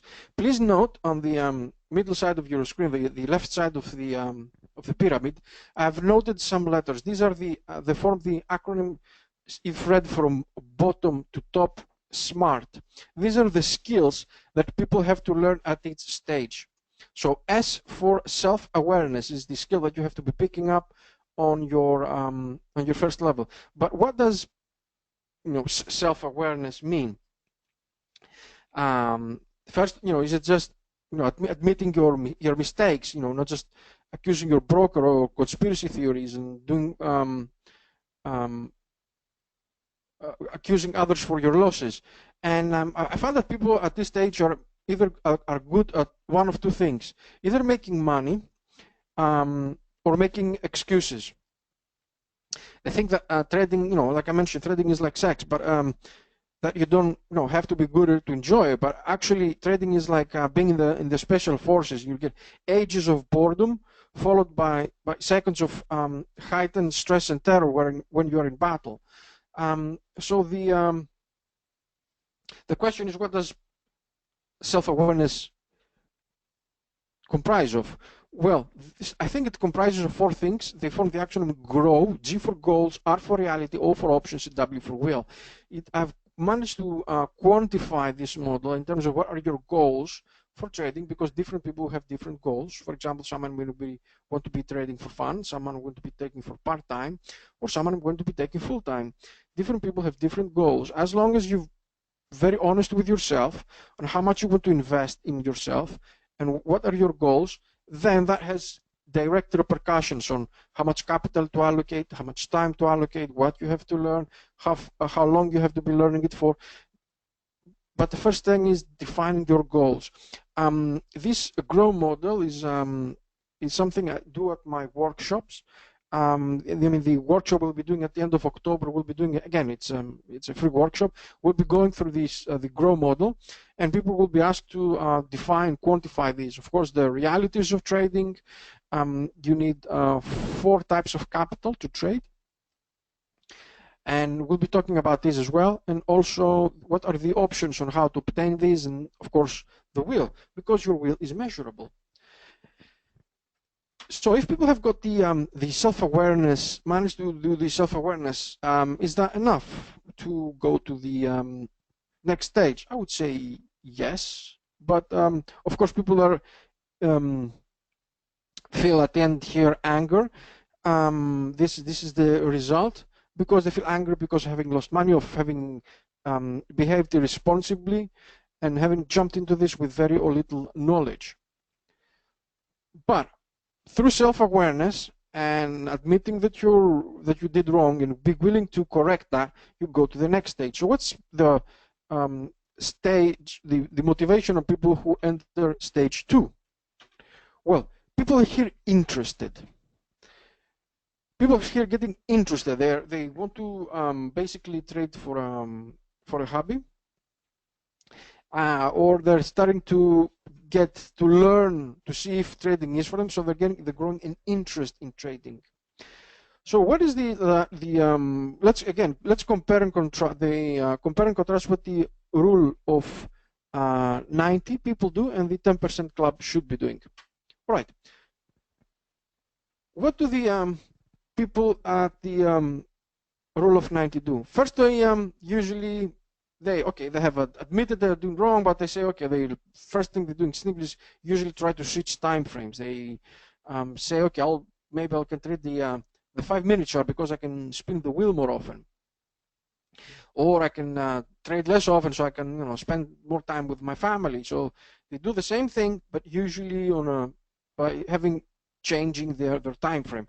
Of course, that doesn't work because you're doing the same thing even less often or more often, but it's still wrong. So you keep losing money over and over again. Then they continue with their charity trades. Then they usually switch markets and they say, okay, this market doesn't work. Maybe I can trade another market. I'll say the DAX or the FTSE. Maybe that would be more merciful to me. And then they continue losing money again and again and again. Then what they usually do is they switch products. So they say, okay, maybe I'm not good at trading CFDs. I'll trade spread betting, or I'll do stocks, or forex is not good for me. I'll do something else. I'll do binary options, something like that. In my opinion, here they go through what I call the religious phase, because the losses are increasing so much, so they devote a lot more time to prayer. They also start inventing new technical orders. For example, I've seen people use the entry orders called the MWN, which is move when near. I mean, when the market starts falling, they're canceling their stops and they're moving again. They're canceling their stops and again, and so they continue losing. Although they're not blaming anyone else, but they're still haven't changed anything. Last, they try to find some support. So the first thing they do is they go to go to probably a forum or a chat room, and they open up an account there in, with a nickname, I don't know, a Galactic Trader 666 or something like that, and they speak to other people there, and but that's a a blinding leading the blind basically situation when people are ignorant people among themselves, just changing opinions, and sometimes you can see the discussions getting very heated. It's like religion or politics, but it's an ego game, because I said the market will do this, and I said that, and everything is the public, and you're exposing yourself, and egos and getting bruised and so forth. Basically, here they're interested in making a profit. They're interested in becoming a prophet. P-H-E-T, a prophet. I mean, being right to them is more important than making money. It's like asking each other when you go to the races, the horse races, who you got in the fifth, and so forth. So it's people are still losing money. But what is the skill that people need here? I think there are two skills in this stage. It's the only skill that the only stage that needs two skills. The first thing they need is what I call market knowledge. M for market knowledge. And what does market knowledge constitute of? Well, market knowledge constitutes of the these are the 4 W's. First of all is learning about the what the market is doing. That is looking at the technicals. Of course, that is also divided itself. When I say technicals, it's a very, very broad subject. What I call the core 4 of technical analysis, trend, momentum, volatility, relative strength. I mean, again, we'll be going through these on the workshop itself. So I'm just briefly mentioning this, what my definition of what the technicals are. And then you learn about the who. I mean, who is moving markets? The first step is what the markets are doing, and then there's the who is moving markets. Who means the commitment of trader report, because markets move for a reason. There are actual institutions who buy these, and they can be classified. We can know where the smart money is, and I'm not saying from this conspiracy point of view, but through the commitment of traders report, we can see who are the big players, and are they buying or are they selling, and so we can know who is buying and who's buying and who's selling. Then the next question we have to answer is the why. Why are they doing what they are doing? I mean, what is the fundamentals? Obviously, they're doing for fundamental reasons. The why can be approached also from an intermarket point of view. I mean, how do rates affect bond markets and interest rate spreads? How do they affect forex markets and so forth? And also the 4th W is when. The sentiment of the market. When is everyone getting too bullish or too bearish? Because that will probably mean that if everyone is too bullish, the market should reverse to the downside. So it's also a very important factor. So these are the core 4 of market knowledge: technicals, commitment of trade report, the why, the intermarket, and the sentiment. Each one answers a different piece of the puzzle. So this is how we gain market knowledge. Alex. But hello? Alex, it's Simon here. Yeah. Just before we get too far forward, can I take you back just a few minutes ago? You were talking about stops. Stuart's asked the question. He says, are you claiming that stop hunting does not happen at all? Personally, he says, I believe it happens, but don't necessarily believe it is my stop that they're after. Yes. Oh, well, that's a very good question. Well, stop hunting does happen. If it didn't happen, then we wouldn't have regulatory authorities up to search for it, among other things. So yes, stop hunting does happen, but stop hunting does not make the difference between being a lousy trader and being a profitable one. Having a stop hunted because for XYZ reason, and I don't want to be getting too technical for it, and having 1 or 2 or 3 trades stopped out like that, yes, of course it can, and surely will happen, or a fat finger, or other technical reasons, or a glitch in your internet connectivity, or your broker, or many things can happen. But what I'm trying to say is that this is not the reason why people belong in the are part of the rule of 90 club, and the difference between that and that is due to skills and how we practice it. It's not because of stomp hiding, which of course, like I mentioned, yes, it does happen. Does that answer the question? Thank you. Yes, I believe that does. Thanks, Stuart. If you have any more questions, no. Yes, he says thank you very much. Great. Brilliant. Thank you. Okay, Thank you so much. So the next skill that people need to acquire is market knowledge. So supposing we have learned the core 4 of technical analysis, we're talking about commitment side report, fundamentals, and also the sentiment, how to measure sentiment, because it's a quantifiable measure. We've learned this. What have we done with market knowledge? Can we start making money now? I would say no, because people at this stage, they have a different misconception. So at the first stage, they had the misconception of that trading is, we use the analogy to sex. They think trading is easy. Now, they think that they have another misconception, that by learning these, they can trade, which they cannot. Because all we're doing here is acquiring market knowledge. And learning the knowledge is like learning how to cook. What we're doing here is learning the ingredients, the flour, the butter, and the milk. We have not yet put these into a recipe. So we've just learned the ingredients, and that's most people get wrong at this stage. And that's why I think it's very important not to say, oh, can you recommend a book? Oh, can you, do, say, which is a nice webinar or whatever, because gaining market knowledge is an integral part of the process, but it just doesn't stop there. You don't have to put these things together in which ingredients. All we've done here is learn about the ingredients, nothing more. So what are the results here? Well, the results here probably usually have more than 30%, 30 to 50% drawdown, I would say. Yes, they may be losing on a per trade basis a bit less than before because they're a bit more knowledgeable. They've read a few things about stops. They've done this. They've done that. So the losses accumulate from the previous stage.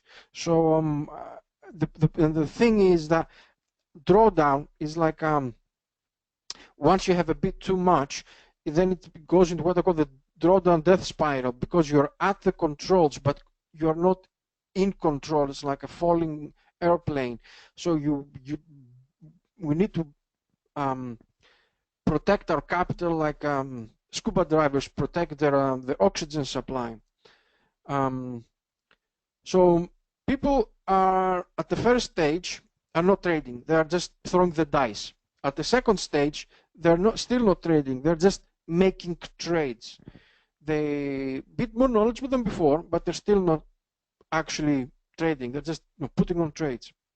And they also get here a bit of a first taste of money management, which is learning how to hide losses from your wife. So how do people proceed in this? What's the next thing after market knowledge? Well, let's see first what the rule of 90 people do. What they usually do, they say, okay, we've switched time frames, we've done this, we've done that. Maybe we need to get some knowledge. So what can we, what can we do? Then they usually get an ebook, and the ebook is about,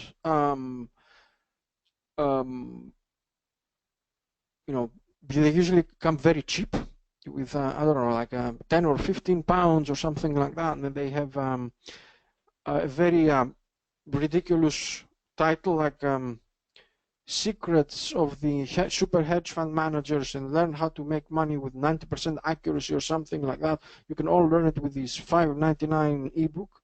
Well, obviously they buy it, and they learn next to nothing. It's like you can learn the secrets to the lost Atlantis and so forth. But people find that there is very little value, because basically what you buy is what you get. Then they usually switch to books, and they go buy this technical book, and then they buy that technical book, and then they do this, and then they start plotting indicators on their charts, and they've got the RSI, the stochastic, the MACD, then got Fibonacci gun funds, and then Fibonacci retracements, and then they've got this and that. So the charts end up looking like what I call Christmas tree charts with also many things on top of them, and they, paralysis of analysis basically. Then they go back to they say, okay, obviously books are not good enough, and maybe we can get some more help if we actually have someone teach us rather than do it DIY. Go to a seminar. So these seminars usually just these about the magic method, mystics, Gann, Elliott, Fibonacci, and this and that, and how to predict the future and make money in this, and they usually find that most of the information there is worthless. So they, but unfortunately, they found out through the process of trial and terror instead of trial and error, because they put their hopes falsely on stuff that doesn't work, and then they keep they continue basically with the charity trading, and then they usually follow the last hope, which is EAs and signals. I mean, expert advisors and signals. They subscribe to a signal service when the XYZ guru will tell them, get in, get out, get here, or the automated signals, and they just give up because they say, okay, I can't do it myself. I'm going to let someone else do it and guide me more actively. But again, that doesn't, unfortunately, that doesn't work as well. So what is it that the rule of the 10% Smart Club need to do? Well, what they need to do is, oops, sorry.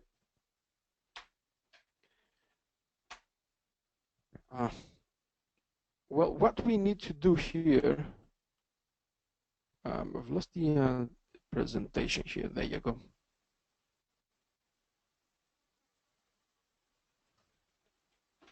Just give me 1 second, bear with me so I can resume the presentation, because I had a fat finger on my PowerPoint slides. And then we have to get the appropriate part of the presentation right here. There you go. Thank you. That's okay. I was taking time. Yeah. All right. So what is it that people have to do at this stage after market knowledge? Well, what we have to do is acquire the next skill, which begins with A, and that's a trading process, a trading plan. If during the, we're still on the second stage, if during M we learned about the ingredients, what we have to learn here is how to put the ingredients into and create a recipe, how to combine, in which sequence. And this is the a big difference that a lot of people don't understand in this stage. Learning about indicators is not learning about it, not putting this into a concrete trading plan. So you need to take the ingredients into a recipe. So what does a trading process or a trading plan consist of? What are the what I call the core four of the trading plan? The trading plans consist of four things. First is the strategic level, when you define your basic things like time frames, markets to trade, and so forth. Again, we'll be going through this exercise during our workshop when we break down a lot of the issues that are needed to be individual to go on a strategic level. Then we go into a tactical level when we go and see, according to your personalities and time frames and money available, what is the appropriate strategies to pick. Then at this we go into a tactical level. Then we go into an operational level, and it's the operational level again is broken in what I call the core four parts, which is basically the four S's. First we need the setup. I mean, the reasons to be, say, looking to buy or reasons to short. Then we need to have a signal. Then we have the size, which is the position size, and then we have the stop. So the operational part consists of what I call the four S's. And then we have backtesting, because we need to have this whole process verified. And the idea of our trading plan, in the strategy we have constructed, we have to make sure that it does work, and so we need to be backtesting it. So this is how you can acquire the the trading process, the third skill. And while we are at the still second stage, but someone would say, okay, what is the result of this stage here? The result here is disappointment, and this is where 90% of the people lose. This is where the game for the huge majority of people the game ends. So someone may ask, okay, I've got a market knowledge. First of all, I've got self-awareness, then I've got market knowledge, then I've got the trading plan, trading process, and I've got everything back-tested and verified and so forth. Why am I still losing money? Why am I still not making money? Well, the reason is very simple. Because buying a treadmill will not make you fit. Having a trading plan will not make you money in and of itself. And I can't repeat this often enough, because a lot of people come and ask me, okay, give me your trading setup, or show me a strategy. But I tell them, even if I showed you, you would still not be making money. It's like saying, give me a treadmill. I want to be fit. No, you have to be able to run on it. And this is the big misconception of people at stage 2, and that's how they go to stage 3. So the stage 3, you need an increased level of motivation. So what is the level of motivation that people need here? Commitment. People here are committed. They have a higher level, because in stage 2 people are interested. In stage 3 people are committed. So what is the difference between commitment and interest? Well, interest is reading a book during a weekend, or reading it for a bit more than that. Commitment is having the willpower to take what you have learned and practice it again and again and again, and face disappointment for not applying it correctly. As Mike Tyson said, everybody has a plan until they get punched. And really devoting time to learning this properly. I can tell you one thing. People that are in stages 3 and 4, or part of the what I call the 10% Smart Club, are not distinguished by intelligence, are not distinguished by financial resources, or their academic background. Believe me, there is nothing special about them in these respects. What they do have is a higher level of commitment. And so what does the R, the fourth skill people have to acquire in the third stage? The acronym, the R, SMART, what does the R stand for? Well, what the people have to do is, first of all, is how to practice. By that, I mean a demo account.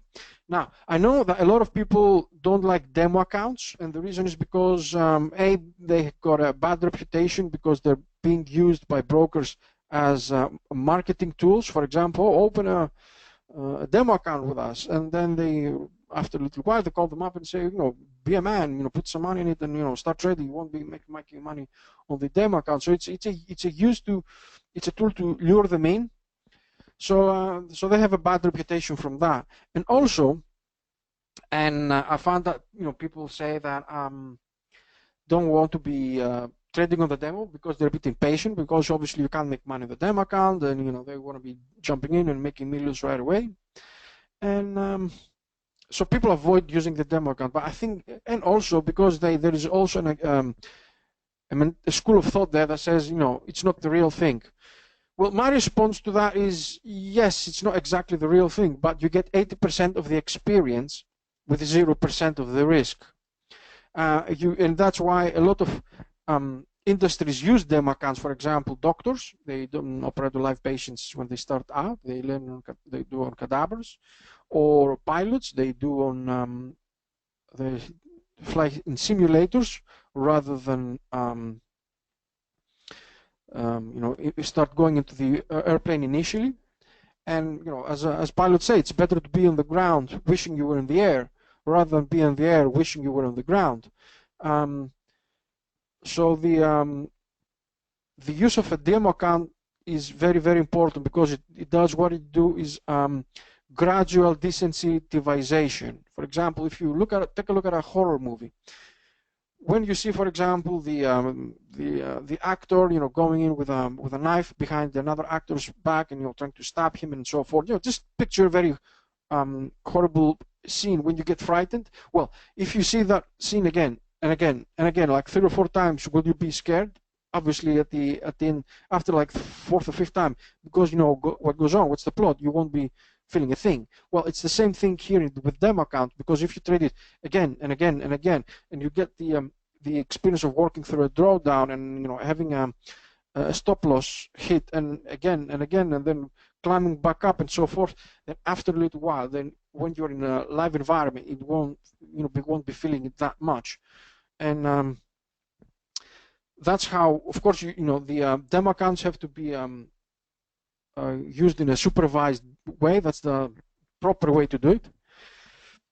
So the first thing that people do to show the commitment in the R, to obtain the R skill, then the second thing to do is to get a journal, because the demo account is put into practice your trading plan.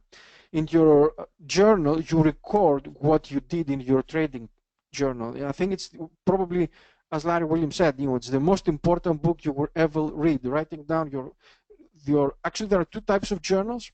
The first is your trading journal. You record your trades, when you got in, when you got out, and how much you bet, and so forth.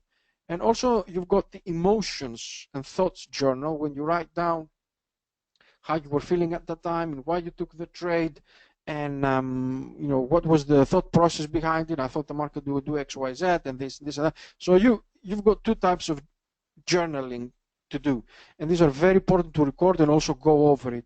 Most of the people, the traders I know, they do keep a journal, and they go over it at least once a month or every 2 months or so forth. There's a lot of things that you can learn from that. Then you start studying about your psychology, because your psychology, if you put it in mathematical form, it's the difference between your trading journal minus your trading plan, because in your trading plan you say you'll be doing one thing, and your trading journal you do another. So the difference between these two, the deviation between what you should be doing versus what you are doing, is due to psychology. Now, and another misconception that I would like to address is that when I meet people, when they start learning trading, they say, "Oh, I lost because of my psychology," and I say, my response to that is, not at that stage. When you begin trading and you don't know what you're doing, you're losing because you simply don't know what you're doing. That, of course, affects your psychology. It is in this stage, in the 3rd stage, when you already know what you're doing, but you're not applying it correctly, then it is a matter of psychology. Initially, it's a matter of ignorance. So in stage 3, now you come and study psychology. First, you learn the tools and techniques, and then you address the psychology. That's the deviation between your trading journal and your trading plan. And then the 4th thing you need to do is get a mentor.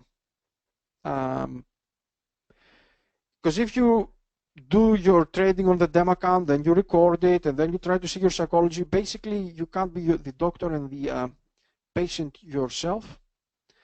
Page 58 will not tell you what you did wrong. And they, as they say, practice makes perfect. No, but perfect practice make perfect. You need to have some critical feedback, and most of the players on the that's what they have coaches. Even at the when they become veterans, they still under the tutelage of someone. And I would highly suggest you find a mentor, someone you trust, someone whose character you feel close to, their knowledge, and it's if you're seriously looking to trade, then I would say go find someone who you really trust, because the trading is basically the hardest way to make an easy living. And this is one of basically the misconception. So the first stage, the misconception was that trading is easy. Then at the second stage, what you do is learning the ingredients. Then you learn into a recipe.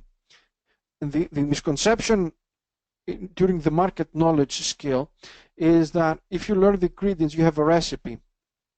When you don't, which means you need to get a trading process. That's the next skill. Well, having acquired that, the misconception you have there is that having a recipe makes you a chef. Well, it doesn't. It makes you don't learn how to cook. You just have the recipe. So through repeated practice, and what I mentioned is the ingredient, the parts of the R, which is repeat and review, then you start becoming a cook. The misconception people get here is that being a cook is not the same as being a chef. What you learn here is you learn to become a cook. You started making money, and this is where the positive results show up. And so the feelings here is discipline. And this is how people get discipline, repetition-based discipline. Because through repeated practice, supervised practice, you do this same thing over and over and over and over again. And once you get this, go through the motion enough, then you get discipline. Because in my book, practice eliminates fear. And fear, meaning having no doubts and fears, that brings in discipline. Trading is very simple, but it's not easy. It's not easy because it takes dedication, and it's like Wall Street and Hollywood have are very similar in that they have a very small amount of participants who make a huge amount of money. So you get that in Hollywood as well. You have a large number of aspiring actors, but or very few are the Brad Pitts and the Angelina Jolies and so forth making millions. And you've got the same thing in trading. You've got many aspiring traders, but very few. The difference here is that at least in trading, is that most people don't do the work. And so through repeated practice, you develop discipline, and then you get start enjoying making money. Let me make a brief pause here and say that from my experience, people in stage one, when their motivation is to gamble, this is exactly what they get. They get gambling results, and they lose a lot of money. And that translates in anger. People who are interested usually trade for a hobby. They may trade for bragging rights.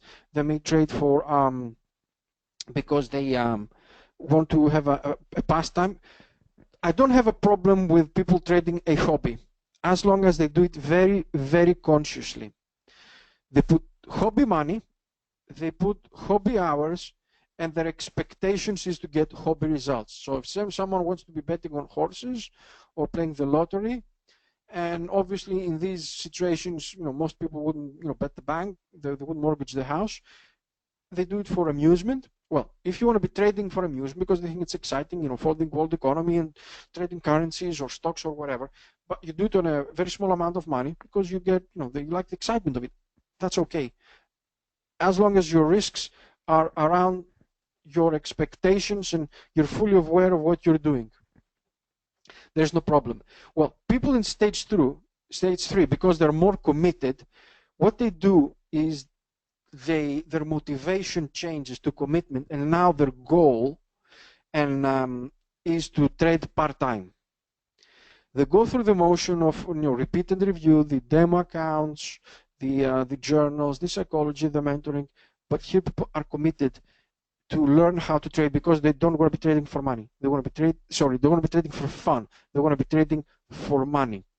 They look to develop their discipline, and they want to be doing it usually on a part-time basis to support their income. That doesn't mean that they don't need to be professional about it, but they're very conscious about what their goals is. But what happens if you want to go to the next step, which is stage 4? What is the motivation here? Well, people here want to be trading full-time for income, not for growth. They're going to be trading from an office, for example, and they're going to be trading their sole source of income. So this is T. What's the skill that they have to acquire? What's the level of motivation here? Well, become passionate.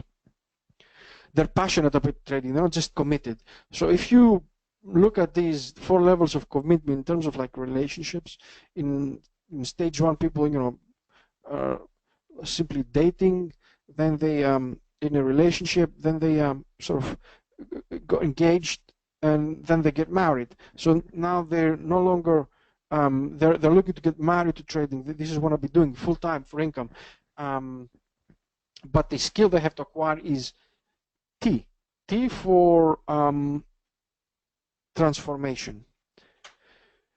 Because you need to transform your mentality, and people at this stage transform their mentality because they step away from the mentality of, oh, this setup is, you know, the oscillator did this and the XYZ indicator did that, and they go into looking at different sources of alpha, different sources of this is how basically institutionals make money.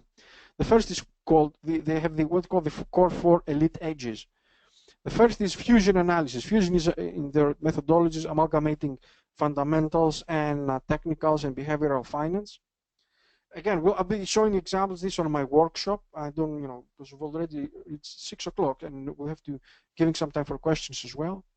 The second edge, the elite edge that people in when they trade full-time professionally is position sizing, because position sizing is like you know, scuba diving, as we mentioned before. You have to be watching it very carefully, and what they do here is they have algorithms and formulas on how to increase their betting size, and this is the most important factor. I mean, you can take 2 trades with the same methodology. One that has good position sizing methodology will make probably 3 or 4 times the money that the other one does.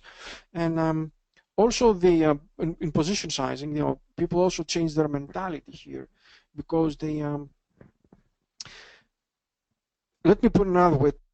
Trading is the game when you're never satisfied. And I say this because, you know, if the market goes down and someone buys and they loses, obviously they're not satisfied. Well, if someone buys and then they and the market goes up and they sell, and the market goes more than they sell, they're not happy, because, you know, they left some money on the table, as they say. Well, supposing that you buy at the bottom and then the market goes up and then you sell at the top, then people are still not happy, because, you know, they didn't bank, they put the whole bank on that trade. So basically, trading is the game where you're never satisfied, and we need to get our heads around it, and position sizing is one way to do that. Then the next way is diversification, and then you can diversify with various ways. You can diversify with various time frames, systems, markets. There are various ways we can diversify. The best one is using different systems. And here, people, at least the skills here, are not looking for the setup. They just diversify across using different tools and different techniques, and that's how they can go from being a cook to becoming a chef. And the elite edge number 4 is what I call the knowledge base. Basically, people never stop learning. They always consider themselves students of the markets, and they have, at least as far as I'm concerned, from the people I've met, from the the 10% club, the photos of the famous traders and analysts have showed you. I mean, they have a sense of humility, because they always keep learning, and they know what they will learn is always a small subset of the available knowledge. So the T stands for transformation, and that's how you get through this transformation. You get confidence. You get confidence because if a tool breaks, you have something else to rely upon. Then you've built your experience, you've got your methodologies, so that experience gives you confidence, and experience-based confidence, not ego-based confidence. So during stage 3, you built RBD, repetition-based discipline. During stage 4, you get experience-based confidence, and that's, I think, in my view, you get discipline and confidence, and that's the way to you build your career to become a professional trader. As I mentioned, you're all invited to the trading workshop on the 25th of October. So send me an email. I can get you on the guest list. There is no catch. It's free. Again, as a gift for having attended and having spent your time with me, I will give you 4 webinars for free. I'll send you the links, and also I will include you to the issue of cross-asset strategy. It's a weekly video analytics letter I do covering global markets, and I'll be sending you that so you can get a glimpse of the tools, techniques, and methodologies I use to trade markets. And I'll be sending you that as well. I'll be sending you 1 issue because it's subscribed its service. I'll send you the latest one for free, no problem. And whatever you choose to do, irrespective of if I hear from you again, I would like you to part with a few words and say that there is always a cost to pay. Either the cost of standing still or the cost of moving forward. If you want to be climbing up the ladder of the trader development system and learning how to trade, there is a cost of standing still and there is a cost for moving forward. The difference is that the cost of standing still you pay it over and over and over and over again because you're standing at the same place. But if you move forward, you pay the price only once. And that's why I think pain is a given in our life, whatever we do. And it's inevitable, but suffering is optionable. So I would like to wish you nothing but the best. And remember, trading is not just a job; it's a lifestyle. And I hope to see you soon.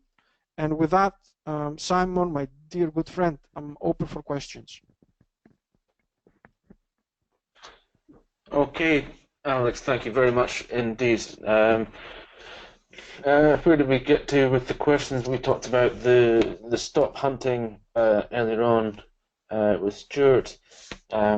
We've got some questions on the recordings. I think I'll just clear this up because John, David, Paul, you're all asking about the recordings. We are recording all these sessions, and 2 of the days are already available on YouTube already. I've just posted these links into the chat box, and I'll try and copy them into the chat box there, and if not, we will email these links to the recordings to you as well. So either way, you'll be able to access these. Are you completely technical, Alex, asking Stuart, or do you factor in fundamentals as well? Good question. Well, I do factor fundamentals, but I factor fundamentals as well through the use of intermarket analysis, not through outright fundamentals. I'm like watching the numbers that of like CPI, PPI, and unemployment and stuff. So yes, I do have a very, very deep fundamental thing. I think markets move for reasons, and the reasons is caused by fundamentals. Also, I use commitment of trader report because these guys truly know why markets move, and also sentiment. So as we saw in the market knowledge part, the skill, the M of the SMART acronym. When I mentioned the core 4 of market knowledge is technicals, which again broke down in 4 parts. Then we talk about intermarket analysis and commitment of trader and sentiment. These are the tools I use. So to answer the question, yes, I do use fundamentals, but in the sense of intermarket analysis. Okay, what about the non-farm payroll and the Fed meeting days? Do you avoid trading these big news events? I would assume the question is coming from a day trader, because if you're end of day trader, then you wouldn't be concerned too much about this. Actually, there are 2 questions. So if someone is a day trader, and if the question is should I be trading this or not? Has anyone heard of Navinder Sarao, the gentleman who was allegedly accused of being the flash class trader? Well, Navinder and I were working together in Futex a few years back on when we were doing intraday trading, Navinder was dying to do these high volatility days, and I was avoiding them like the plague, and we were just working next to each other. And the point is I'm trying to make is that different people have different strategies. Mine, because it's more technically based, doesn't trade so much on the noise that these announcements and the volatility does. They do create, so I try to avoid them. But I'm not saying that you should as well, but just make sure that your strategy is suitable for the kind of environment that these days produce. If you're trading noise, then my good friend Navinder and others I've seen who trade the numbers, they adjusted their style for that. Mine, I'm trying to avoid them. So that's the first, as far as the question is concerned, so it depends on your strategy. But I'm trying to take this thing one step forward is, if you're still in the learning curve, my suggestion is don't try to intraday trade. And I'm making the assumption that the question is coming from a gentleman who does or is thinking about intraday trading. My suggestion is go first into end of day charts, which is less stress, and then go into intraday trading, because it's like not knowing how to drive and then trying to go into Formula One racing immediately. You'll just crash. There's too much speed. I hope I've answered the question. Thank you. Again, well, the chair's come back actually. Do day traders have a higher failure rate, would you say, than those that are long-term? Does the academic study that you presented earlier discern between day and longer-term traders? Well, the higher, I would say, the study was on day traders, and my suggestion is, my guess is that day traders have a higher failure rate because the game is so much more difficult. You've got so much more noise. I mean, you've got so much more competition there. You've got the Goldman Sachs with the other hedge funds with the high frequency trading and everything. Most people, it's a more demanding game. I'm not saying that you shouldn't do it. I'm saying is, see if your character is compatible to that, and then work your way to intraday trading. If you can avoid it, it's best avoided. But from my experience, most people want to intraday trade for the wrong reasons, and the reasons are two.